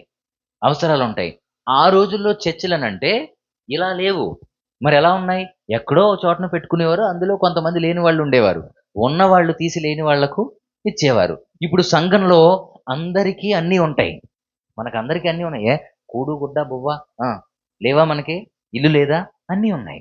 ఉన్నప్పుడు మనం దేన్ని అభివృద్ధి చెయ్యాలా వద్దా? ఇది చెయ్యాలి. ఇప్పుడు సరే, ఇంకా ముందుకు వెళ్ళి చెప్తున్నాను వినండి. ఈ క్రొత్త నిబంధన భక్తులకి, ఇంకా క్రొత్త నిబంధనలో భక్తులు ఏం చేశారు తెలుసా? వారు ఆస్తులు అమ్మి అపోస్తులుల పాదాల దగ్గర. మరి మీరు క్రొత్త నిబంధన భక్తులు కదా, దశంభాగం ఎవరు కదా, కొత్త నిబంధన భక్తులు ఏం చేశారు? బైబిల్లో తెచ్చేయండి, తీసుకుంటాం. తెస్తారా? అమ్ముకురండి. మరి క్రొత్త నిబంధన భక్తులు కదా, మనం ఇవ్వలేం గనుకనే ఏమి ఇవ్వన్నాడు ఆయన? దీన్ని ఏమన్నాడు తెలుసా? ఫలము. నా మాట అయితే కొట్టేయండి, ఉందా లేదా బైబిల్ అక్కడ? చందా ఫలం ఇది. కనుక దీన్ని ఇష్టపడి వారు చేసినట్లుగా మనం కూడా ఏం చేయాలి? ప్రేమించి సంఘం కొరకు చెయ్యాలి. అప్పుడు మనం అభివృద్ధి చెందుతాము. దాన్నే చందా ఫలం అన్నారు. తద్వారా మనము క్రీస్తు చేత పెరికి వేయబడే వారముగా మనము ఏంటి? మన మూలవాక్యం ఫలించి, ఎవరైతే మంచి ఫలములు ఫలింపని వారు నరికేస్తాడంట, ఆయన తీసేస్తాడట. మీలో మిగిలిన ఉండి ఇది లేదనుకోండి, కట్ చేసి తీసి పక్కనేస్తాడు ఆయన. నువ్వు అనుకోవచ్చు, ఒకవేళ ఏం కాదులే, ఈ చర్చ్ కాకపోతే ఇంకోటి, అక్కడ నన్ను డబ్బులు అడగరు, అది చేయరు లేక వేరే నువ్వు అనుకోవచ్చు. నువ్వు ఎక్కడికి వెళ్ళినా ఈ పని చేయాల్సిందే. నువ్వు ఏ మందిరంలో నాటబడినా, నువ్వు శరీర రక్తాలు ప్రభు ఎక్కడైతే భుజిస్తున్నావో అక్కడ నువ్వేం చెయ్యాలి? చెయ్యాల్సిందే ఈ పని. ఇక్కడికి ఎన్ని చెప్పాను? ఇంకెన్ని ఉన్నాయి? తొందరగా ముగిచ్చేస్తాను. తర్వాతది వెలుగు ఫలము. చెప్పండి, ఏం ఫలము? ఇప్పుడు దేవుని ఆకలి తీర్చడానికి తిప్పలు ఇవన్నీ. ఎవరి ఆకలి? దేవుని ఆకలి మనం తీర్చాలంటే ఈ ఫలాలు మనలో ఉండాలి. అది 6వది వెలుగు ఫలము. అనగా ఎఫెసీ పత్రిక 5వ అధ్యాయము 9వ వచనం ప్రకారంగా మనము వెలుగు ఫలాన్ని ఫలించాలట. నా మాట అర్థమవుతుందా? ఇప్పుడు చెప్పేయండి. 6. మొదటిది ఆత్మఫలము, 2వది నీతి ఫలము, 3వది సేవా ఫలము, 4వది శిక్షా ఫలము, 5వది చందా ఫలము, 6వది వెలుగు ఫలము. అంటే అర్థం ఏంటో తెలుసా? మనం దేవుణ్ణి అంగీకరించిన తర్వాత మనం ఏం పొందుకున్నాం? దివ్యతి ఇతిహి దేవః అని అన్నారు. దేవుడై ఉన్నవాడు వెలుగై ఉండాలి, వెలుగై ఉన్నవాడే దేవుడు అని భావం. ఇప్పుడు ఎవరు వెలుగైన దేవుడు? ఐఎమ్ ద లైట్ అని చెప్పిన ఆయన భూమి మీద ఒకే ఒక్క ఆయన ఉన్నాడు. ఎవరైనా? యేసుక్రీస్తు ప్రభువు. ఇప్పుడు ఆయన దగ్గరకు వచ్చిన తర్వాత మనం ఏం పొందుకున్నట్టు? వెలుగును. ఇప్పుడు వెలుగును పొందుకున్న మనం ఎప్పుడు చూసినా చీకటి మనుషుల్లాగా ఉంటున్నాం అనుకోండి, ఆరిపోయిన దీపాల్లా ఉంటున్నాం అనుకోండి, మనం వెలుగు ఫలాన్ని ఫలించినట్టేనా? ముందున్న ఫలాలన్నీ ఈ వెలుగులోనే మిళితమై ఉంటాయి. అంటే నీలో వెలుగుంటే, క్రీస్తు వెలుగు సుమ, ఆటోమేటిక్గా నువ్వు ఆ ఫలాన్ని ఫలించేస్తావు. కనుక నీలో ఏముండాలి? వెలుగు ఫలం ఉండాలి. అంటే అనేక మంది లోకంలో పాపం అనే చీకటిలో తిరుగుతూ ఉన్నారు. మన బంధువులు కావచ్చు, రక్త సంబంధులు కావచ్చు, స్నేహితులు కావచ్చు, ఇరుగు పొరుగు వారు కావచ్చు, ఎవరైనా కావచ్చు, నీకు తెలిసిన వాళ్ళు చీకటిలో పాపంలో ఉన్న వాళ్ళని సత్యం అనే వెలుగులోనికి నడిపించే వెలుగు ఫలాన్ని సంఘంలో నువ్వు ఫలించాల్సిందే. అలా నువ్వు ఫలిస్తేనే అప్పుడు నువ్వు మంచి ఫలముల లెక్కలోకి వస్తావు. దేవుని చేత నరకబడే స్థితిలోనికి నువ్వు వెళ్ళవు. నా మాటలైతే కొట్టేయండి, ఎవరి మాటలివి? అది ఎన్ని ఫలాలు చెప్పాను? ముగింపులో ఒక మాట చెప్తాను, చివరి ఫలం. అదే నోటి ఫలం. చెప్పండి, ఏం ఫలం? 7వది నోటి ఫలం. అనగా జిహ్వా ఫలము అని అంటారు. ఏంటది? జిహ్వా ఫలము. సామెతల గ్రంథంలో 12వ అధ్యాయంలో 14వ వచనంలో ఉంటది, ఎవని క్రియల ఫలము వానికి వస్తుందట. జిహ్వ ఫలము అంటే మనం స్తుతులతో, మన యొక్క పాటలతో, మన యొక్క ప్రేమతో, మన నోటితో మనం జిహ్వ ఫలాన్ని, నోటి ఫలాన్ని ఫలించాలి. కొంతమంది ఎప్పుడు చూసినా ఏం మాట్లాడతారు? ఇంగ్లీష్లోనే మాట్లాడుతూ ఉంటారు. ఇంగ్లీష్ అంటే అది బూతులైనను ఏంటంట? నిజం మీకు వచ్చిన చెప్పిన ఇంగ్లీష్ మాట్లాడమంటే మాట్లాడరు నిజంగా, కానీ ఇవి మాత్రం భలే మాట్లాడతారు. కొత్త భాష అన్నమాట అది, అన్య భాష. నిజమే. ఏ భాష అది? కొత్త రకమైన అన్య భాష. ఇక్కడ బాగానే ఉంటారు, అదే నోటితో స్తుతులు, అదే నోటితో ప్రార్థన, అదే నోటితో వాక్యం. ఇంటికి వెళ్ళిన తర్వాత పొద్దున చెప్పాను కదా, మరోవైపు అది భయంకరంగా ఉంటుంది. అందుకని ఒక్కోసారి ప్రార్థన చేస్తుంటే కొంతమంది, ఈ గురించి మీకు ఏం తెలుసండి, పలానావిడ ఇలాంటిదండి, అలాంటిదండి నువ్వు చెప్పేస్తూ ఉంటారు. అసలు మనం ఎలాంటి వాళ్ళో చూసుకోరు. పక్కింటి వాళ్ళ గురించి అమ్మాయి ఇలాంటిదండి, ఈ అమ్మాయి ఇలాంటిదని చెప్పేవాళ్ళే తప్ప, నేను ఎలాంటోండి, నా జీవితం ఎలాంటిది అని ఎప్పుడైనా ఆలోచన చేస్తే వాళ్ళు ఏ ఫలం ఫలిస్తారో తెలుసా? నోటి ఫలం. ఒక వ్యక్తిని చులకనగా చూస్తున్నావంటే, ఒక వ్యక్తిని తప్పుగా కాని మాట మాట్లాడుతున్నావంటే నువ్వెవరివే? నువ్వు నరకపాత్రుడు అని అర్థం. అంటే నీలో ఏ ఫలం లేదని అర్థం? నోటి ఫలము లేదని అర్థం. నీ నోటితో ఏం పలకాలట? స్తుతులు పలకాలి, సత్యం పలకాలి, యథార్థమైన మాటలు రావాలి. కొంతమంది నోరిప్పితే అబద్ధాలే. ఒక్కటి నిజం చెప్తే ఒట్టు చచ్చిపోతారు ఇంకొట్టేసుకుని. నిజమండి, నోరిప్పితే అబద్ధాలే. అదేంటో వింత. అబద్ధానికి జనకుడు ఎవరంట? జనకుడు అంటే తండ్రి, సాతాండంట. తండ్రి ఎవరు వాళ్ళకి? కానీ ఏసయ్య అని చెప్పుకుంటారు. అదేంటో మీరు చెప్పేసుకుంటే ఎలా ఉంటుందో తెలుసా? ఇందాక చంద్రబాబు నాయుడు నాకు మావయ్య అన్నట్టు ఉంటుంది. మరి అందుకే చెప్తాను ఇవన్నీ, నేను ఊరికనే చెప్పను, మనకు అర్థం అవ్వాలి కదా. ఊరుకుంటాడేంటి ఆయన? ఏసయ్య కూడా ఊరుకోరు రేపటి దినాన. ఇప్పుడు ఆయనే తండ్రి అవ్వాలంటే ఆయన స్వభావ గుణ లక్షణాలు మనలో ఉండి తీరాలి. ఎంత ప్రేమిస్తున్నాడో తెలుసా దేవుడు మిమ్మల్ని. అందుకే ఈ ఉపవాస కూడికల్లో 10వ కూడికల్లో దేవుడు మనతో ఈ మాటలు మాట్లాడుతున్నారు. ఆమేన్. ఎంత ప్రేమో ఆయనకి మనం అంటే, ఎంత ప్రేమో ఆయనకి మనం. అది వర్ణనాతీతము తెలుసా? వర్ణనాతీతం. అందుకే నేను చెప్తున్నాను, నోటి ఫలములు మన స్తుతులతో, పాటలతో మొదలగు ప్రతి వాటితో మనము జిహ్వ ఫలాన్ని ఫలిస్తూనే ఉండాలి. ఇది ఎవరి లక్షణము? మంచి ఫలములు ఫలించే వారి లక్షణము. ఇది దేవుడు మనలో కోరుకుంటున్నటువంటి లక్షణము. ఇప్పుడు రండి మూలవాక్యానికి. ఏంటంట? మంచి ఫలములు ఫలింపని ప్రతి చెట్టు. ఇప్పుడు చెప్పండి ఫలాలంటే ఏంటో. ఆకు వాడక తన కాలమందు మనం ఏం చేయాలంట? అసలు ఎందుకు ఫలించాలి అనంటే దేవుడు మనల్ని దేంతో పోల్చారు? చెట్లతో పోల్చబడిన వారం మనం. ఖచ్చితంగా మనం ఫలించాలి. ఫలభరితమైన జీవితం మనలో ఉండాలి. ఎందుకు మనం ఫలించాలి అనంటే దేవునికి ఆకలయ్యింది.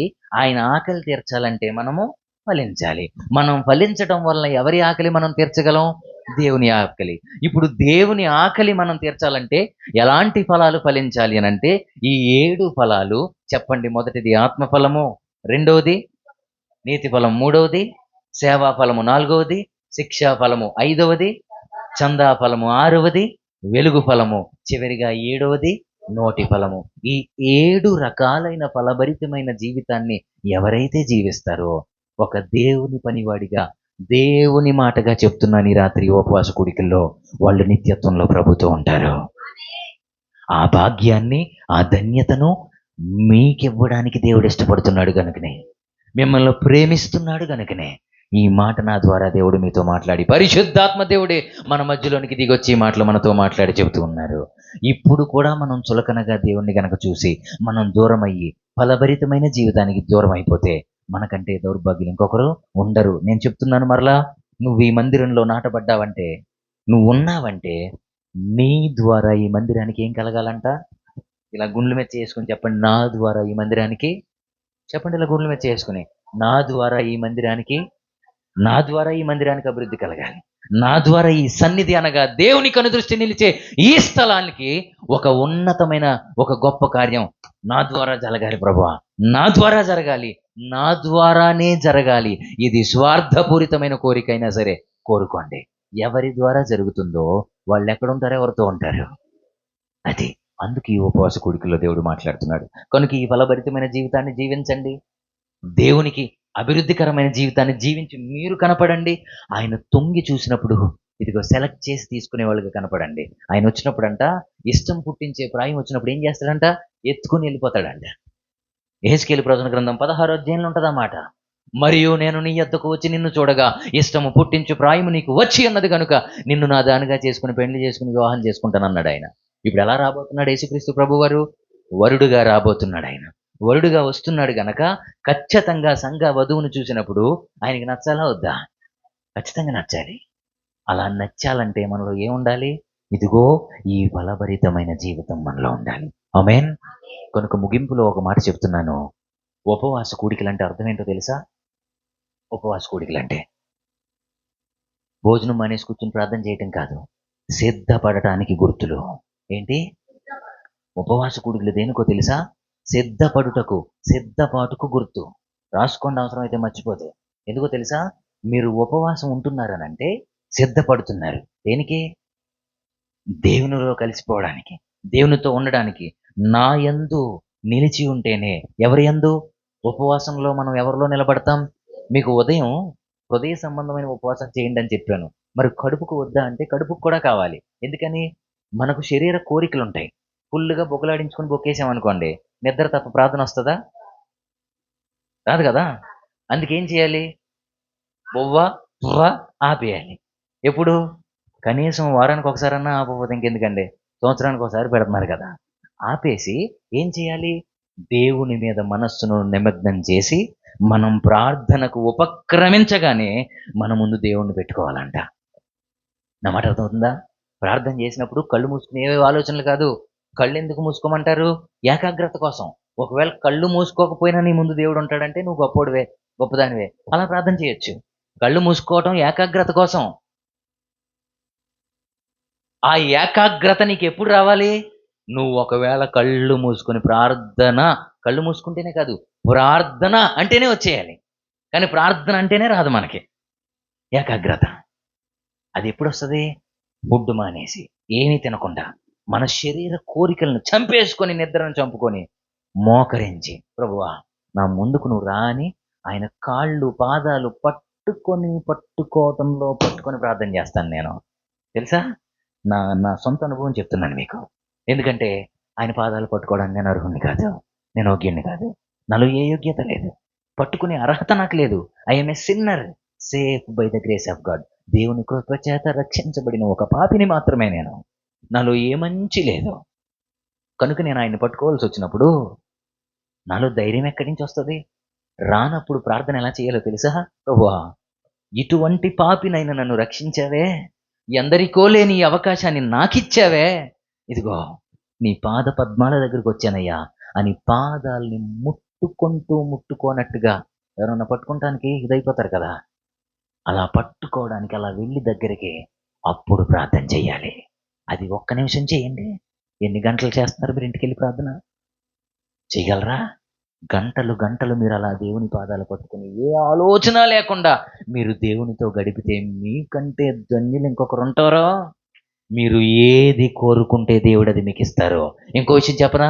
మీ కోరిక తెలిసిన దేవుడు గనుక, మీ అవసరత ఎరిగిన దేవుడు గనుక, నీ కోరికకు మించి ఇచ్చే దేవుడు గనుక, యెషయా ప్రవచన గ్రంథంలో 40వ అధ్యాయంలో అదే మాట ఆయన చెప్పారు గనుక ఖచ్చితంగా మన జీవితంలో ఆయన అది చేస్తారు. జరగట్లేదంటే కారణం ఏంటో తెలుసా? మనం ఇంకా అలా ప్రార్థన చేయలేకపోతున్నాం కనుక.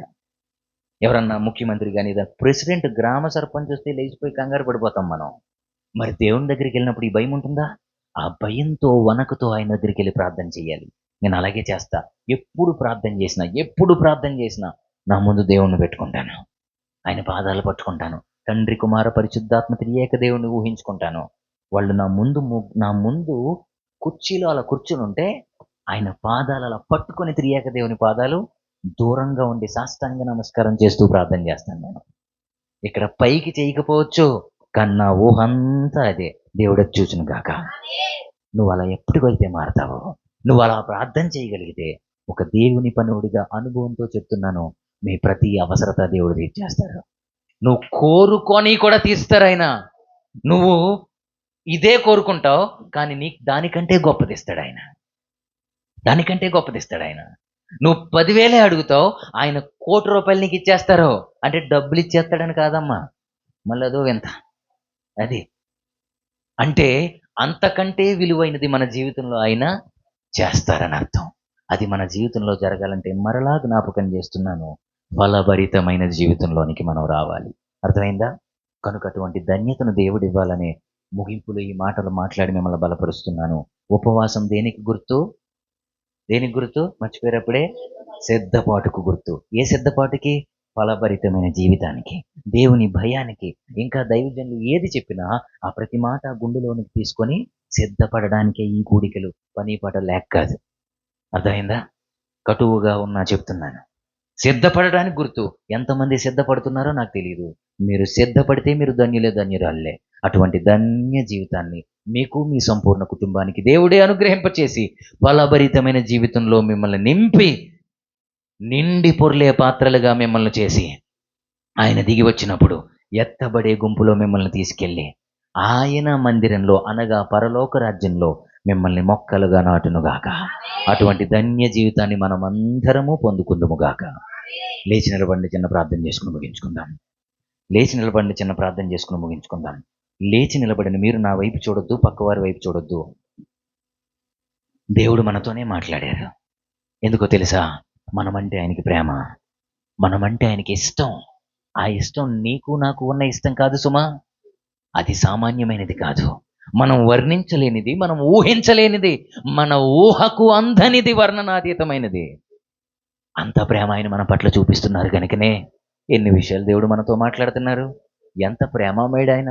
లోకంలో ఎంతో మందికి లేని ఈ భాగ్యాన్ని మనకిచ్చారు ఆయన. కనుక ప్రార్థన చేసి అడుగుతారా, ప్రభువా ఇదిగో ఈ రాత్రి ఈ ఉపవాస కూడికల్లో ఫలభరితమైన జీవితాన్ని నేను జీవిస్తానయ్యా, ఫలభరితమైన జీవితాన్ని నేను జీవిస్తానయ్యా, ఫలభరితమైన జీవితంలో నేను ఉంటానయ్యా.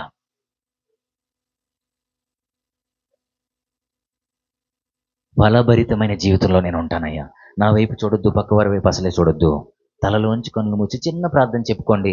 ఒక 5 నిమిషాల్లో ఇక్కడి నుంచి మనం వెళ్ళిపోదాం. ప్రభువా ఇదిగో ఎన్నో సంవత్సరాల నుంచి నీ సన్నిధిలో నాటబడ్డాను, కానీ నేను ఇక్కడ నాటబడిన విత్తనాన్ని ఎన్నో సంవత్సరాల నుంచి ఉన్నాను, కానీ కనీసం మొలకెత్తలేకపోయానయ్యా.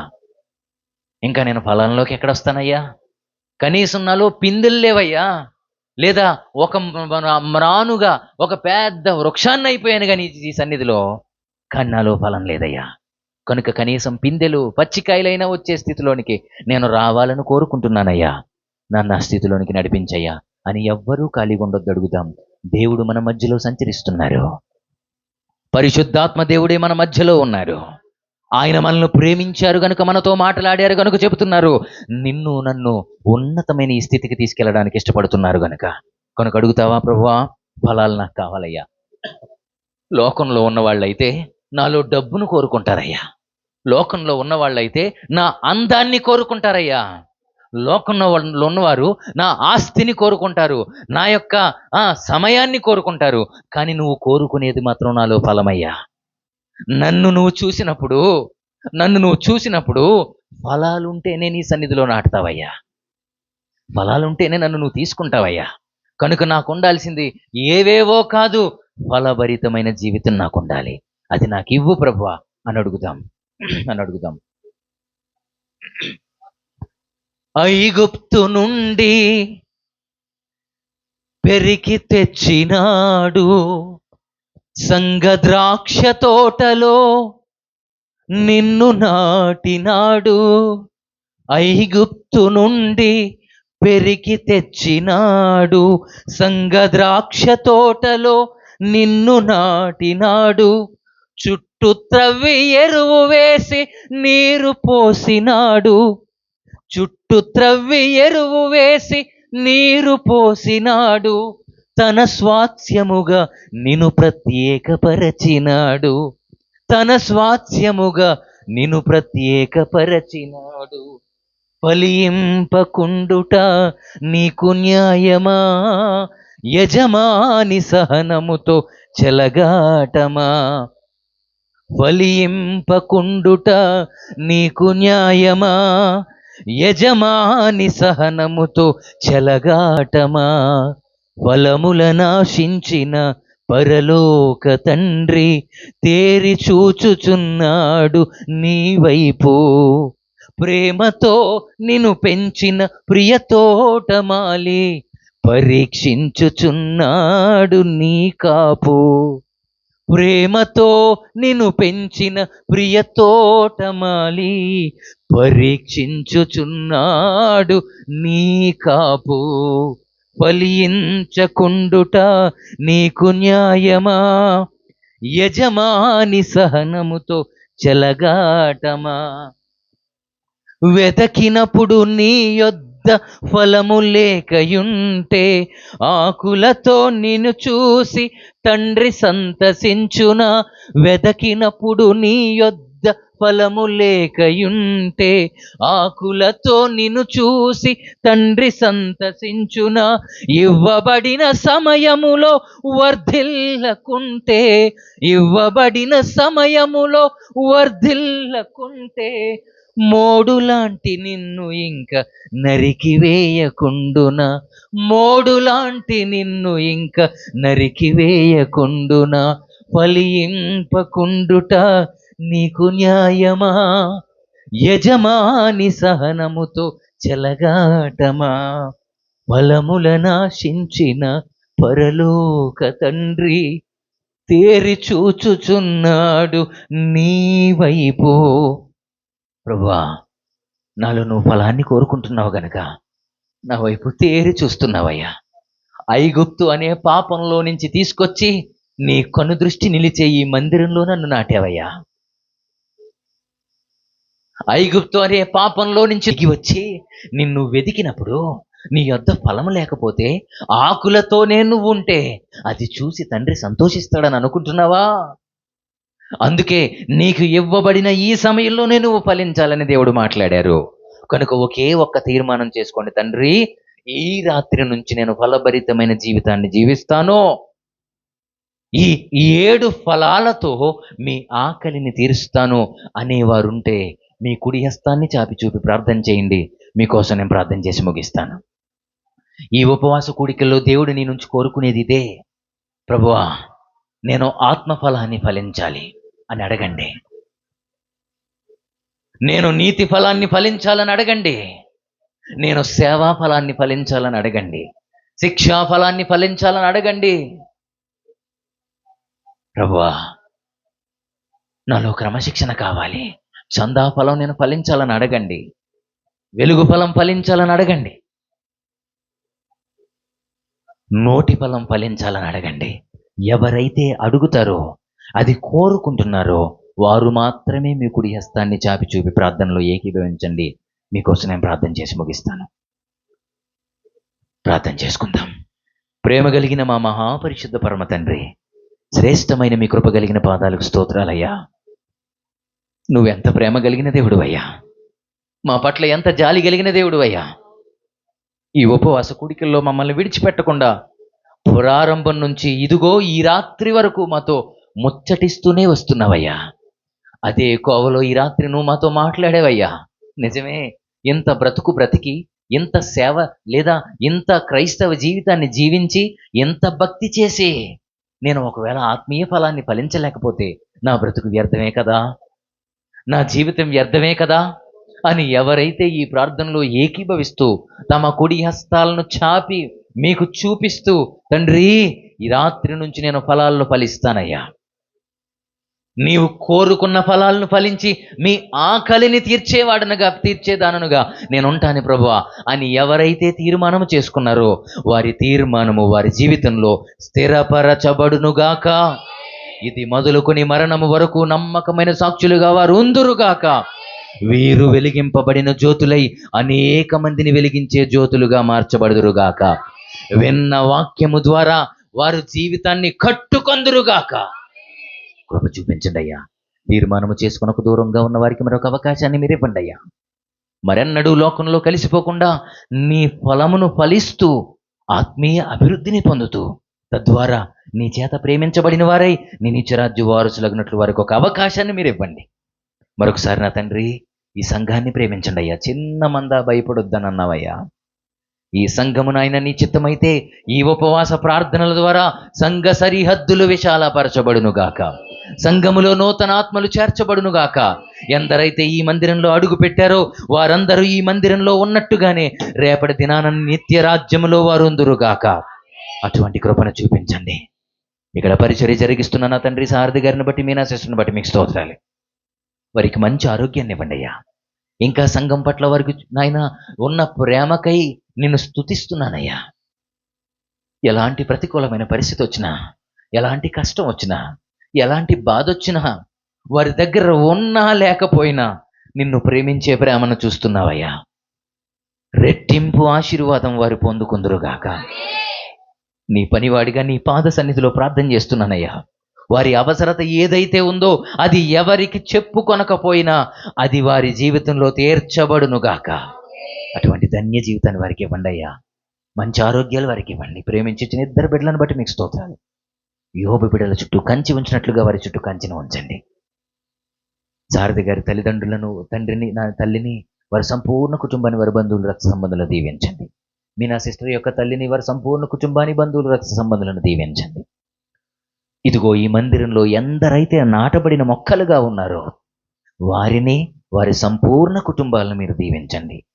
వీరు వెలిగింపబడి వారి కుటుంబాలను కూడా వెలిగించే జ్యోతులు వలె చేయండి. అటువంటి ఫలాన్ని ఫలించు కృపనివ్వండి. అంత మాత్రమే కాదయ్యా, ఈ ఉపవాస ప్రార్థనలో నా సమస్య ఇది, నా బాధ ఇది, నా ప్రతికూలమైన పరిస్థితి ఇది అని ఏదైతే మీకు చెప్పుకుంటూ ప్రార్థన చేస్తున్నారో ఆ ప్రతి సమస్య వారి జీవితంలో ప్రార్థన ముగింపులోనే తీర్చబడునుగాక. వారి జీవితంలో మరెన్నడూ ఏ సమస్య వారిని వెంటాడకుండా ఉండునుగాక. అటువంటి కృపతో వారిని నింపండి అయ్యా. సహాయం చేయండి అయ్యా. మరొకసారి మమ్మల్ని అందరినీ నీ చేతులు సమర్పించుకుంటాం తండ్రి. ఇన్ని రోజులు నా ప్రాయ 5 రోజులు 10వ కూడిక వరకు మాకు సహాయం చేసిన దేవా, జరగనయ్యున్న కూడికల్లో కూడా మీరు తోడుగా ఉండండి. వాక్ప్రవాహపు శక్తితో మీరు మాతో మాట్లాడండి. తద్వారా నీ నిత్యరాజ్య వారసులుగా మమ్మల్ని చేయండి. మరొకసారి నా తండ్రి, ఈరోజు మీరు మాతో మాట్లాడినందుకు నిండు మనసుతో మీ పాదాలకు కృతజ్ఞతాస్తుతులు చెల్లిస్తూ మమ్మల్ని మేము తగ్గించుకుంటూ మిమ్మల్ని మాత్రమే హెచ్చిస్తూ ఈ కూడిక ద్వారా, ఈ ప్రార్థన ద్వారా మీరు మాత్రమే మహిమ పొందమని యేసుక్రీస్తు ప్రభు వారి మహా ప్రశస్తమైన ఉన్నతమైన ఘనమైన నామంలో ఈ ప్రార్థన మనవులు మీ పాద సన్నిధిలో అడిగి జవాబు పొంది ఉన్నాము మా ప్రియ పరలోకపు తండ్రి. ఆమేన్. ఇప్పుడు మన పరమ తండ్రి అయిన దేవుని ప్రేమ, యేసుక్రీస్తు ప్రభు యొక్క నిత్య కృప, ఆదరణకర్త అయిన పరిశుద్ధాత్మ దేవుని యొక్క సన్నిధి అయిన సహవాసము, ఇదిగో ఫలించడానికి పూనుకున్న మనకు ఫలభరితమైన జీవితాన్ని పరిశుద్ధాత్మ దేవుడే అనుగ్రహింపచేసి నిత్యత్వంలో చేరు పర్యంతము మనకు సహాయం చేయునుగాక. ఆమేన్. Praise the lord. ఆమేన్. థాంక్యూ. Praise the lord.